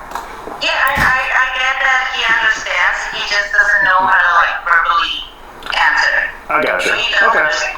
He doesn't. Okay, thank you. Thank you so much. That's good. All right. Thank you, Chrissy. Appreciate you. If you need me, I'll be awake for a long time. Okay. Wait, Chrissy, can you say hi to my camera real quick? Oh. Hello. Thank you so much. Hello. You dumbass. Cinco de Mayo. Happy Cinco de Mayo. Viva Mexico. Viva Mexico. Alright, chat. Hey, have a good one. Thank you. This is the real right here. I just eared your rook. Keep. Put it back. I don't like it. Now it's time to start digging up some I'm problems. from Guatemala. I don't like it. Oh, it's alright. But chat, here's So it's time to get him black ass in and check the logs real quick. Watch the you don't show the one. Yeah, I'm careful. Easy. So he said, Alright. I hope I can do a good job at sex with you. Fucker. So you want to have sex with 14-year-old girls. Is that right, Steve? That's what you said. That's what you said. I'm sorry, what was it? Marco, right? Marco, right? Your fake name. That's what you said. Yeah, your fake name. I can't recall your real name. Marco, right? Marco? My name is Marco. Yeah, you told me your name was Marco. So we're calling you Marco. Okay. He's not. Okay. Okay. I'm sorry. He was speaking English to us earlier. Yeah, a little bit. You're speaking pretty good English for this 14-year-old girl. It's all good, chat. Cops are on the way. Cops are on the way, chat. You have anything to say to the boys and girls out there? Don't be like Marco. Whatever you do. God damn it. That's you. Say cheese. I'm sorry for this disturbance. Oh, that was pretty good English. Little. Good for you.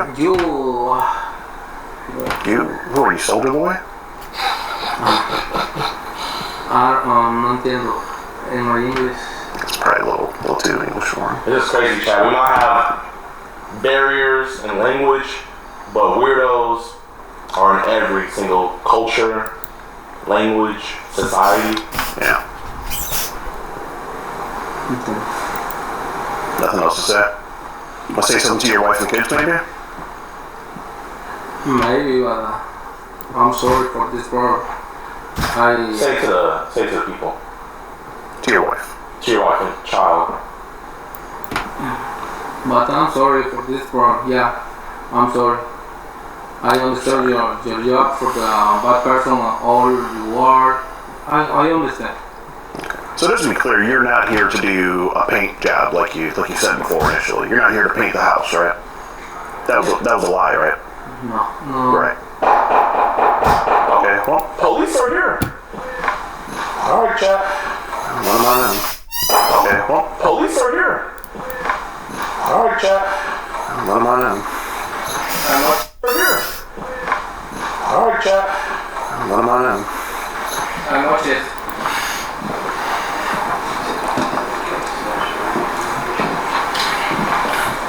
Do you speak Spanish? No, I don't. I got a unit coming to help translate. So we have a translator on standby on the phone if it would be helpful. Okay. Also, while you wait, would you like to talk? The Cinco de Mayo. Damn, Margaret didn't want one. So what Officer is doesn't want. So basically, we're running a sting operation where we catch unnamed predators, and this man here came to this house tonight to engage in sexual activity with who he thought to be a 14-year-old girl. Do you have all the text messages? That's all right here, sir. You can go through it if you like. All his chat looks printed right there. Do you want me to get the translator? Yeah, for right now. All right.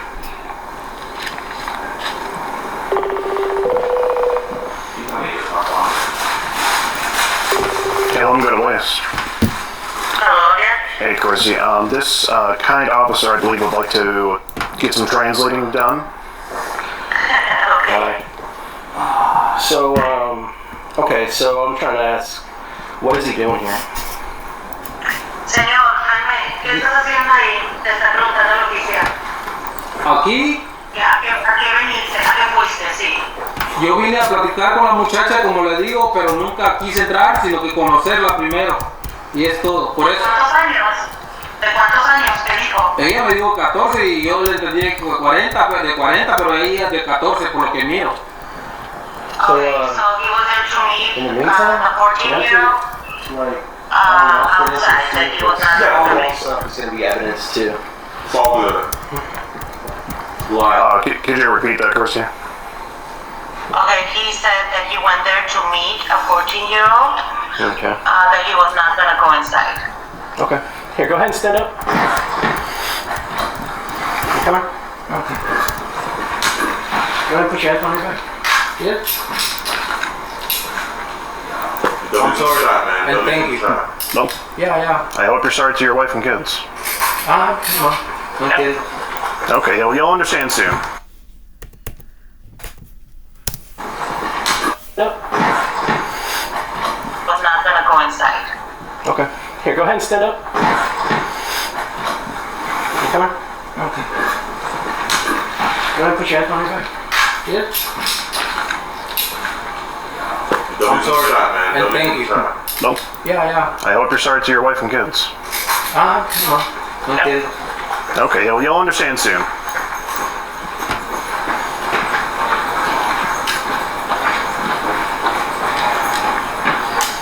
I think,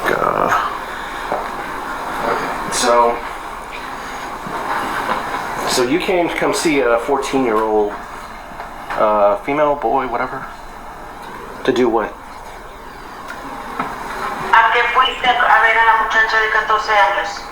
A platicar, como le digo, porque incluso yo le compré un Starbucks que me dijo que le comprara un snack y allá afuera lo tengo y ahí se quedó porque yo no quería entrar, porque yo le dije que saliera y eso fue todo. Porque en el carro, si yo... Déjame decirle, just to talk to her and give her a Starbucks then I just eared. that was after he sent the picture. I just eared your room. He's saying does he have any kind of ID or anything like that? Let's go ahead and have a seat too. Do you have any ID or anything like that? ¿Tienes una identificación contigo? They're not so comfortable. Espera, me está doliendo el brazo porque estoy cansado. His arm is hurting because he's tired. Which arm? That's just too fucking bad. Izquierda, derecha? Los dos porque estoy cansado. They're handcuffs. They're not meant to be. They got enough circulation. Get up. Oh, now you're just being a baby, Marco. Come on. Okay, so I have a finger link that I can stick in between each handcuff. They're not meant to be. They got enough circulation. Get up.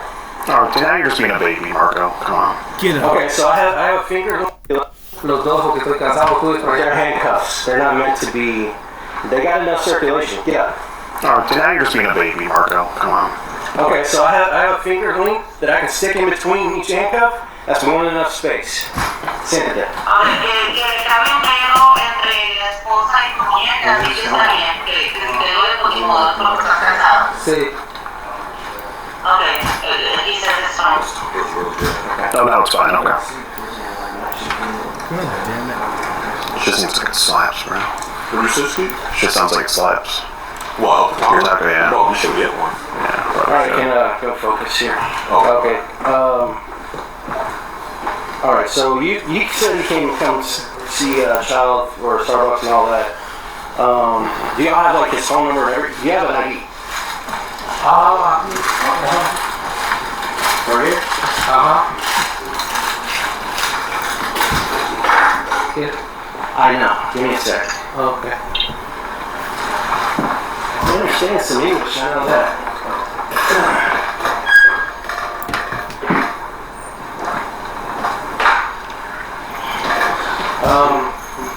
Ask him what his phone number is. What is his phone number? What's your phone number? Your SIM number? So, he said he's gonna come visit somebody.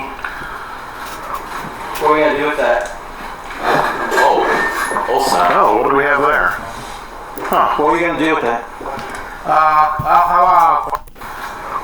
What are we gonna do with that? He's gonna come visit. Su number? So, he said he's gonna come visit somebody. What are we gonna do with that? Oh, what do we have there? Huh. What are we gonna do with that? I'll have for the 5 days. Oh, yeah, for 5 days? Wait, are you gonna use it tonight? No, 5 days. Lo compré hace 5 días. Okay. He bought it 5 days ago. What's he gonna use it on the individual? The child? Okay, 5 days ago, just because he was gonna use it with the girl because he was gonna stay outside. Now, for the last 45 minutes, Marco swore up and down that he wasn't gonna do anything. I started to believe him for just a second, until the kind officer pulled out a condom from his wallet. Not only was it a condom, but a magnum. So, I mean, gosh, Marco obviously was just packing here, you know. And of course, as mentioned before, he was married. He has a lovely wife at home. You know, I'm no doctor or anything, but I'm pretty sure, you know, married couples aren't out here using Jimmy bags, you know. I just, I don't think that's a thing. How long have you been doing this up there? We've been doing stand operations for the past couple of years. Do y'all work with any like other police or anything like that? We, in some states, yes, but in new states, we end up just, you know, calling the 911 number. Alright, let me just look at the text, and then, do y'all have like some kind of company or anything like that too? Or that y'all work or yes, something like that? the Predatorial Investigation Unit. Just a privately owned, not-profit organization. Yeah. Okay, yeah, just I'm trying to get all like the information when I call the district attorney and get. Sure. Yeah. Absolutely. Absolutely.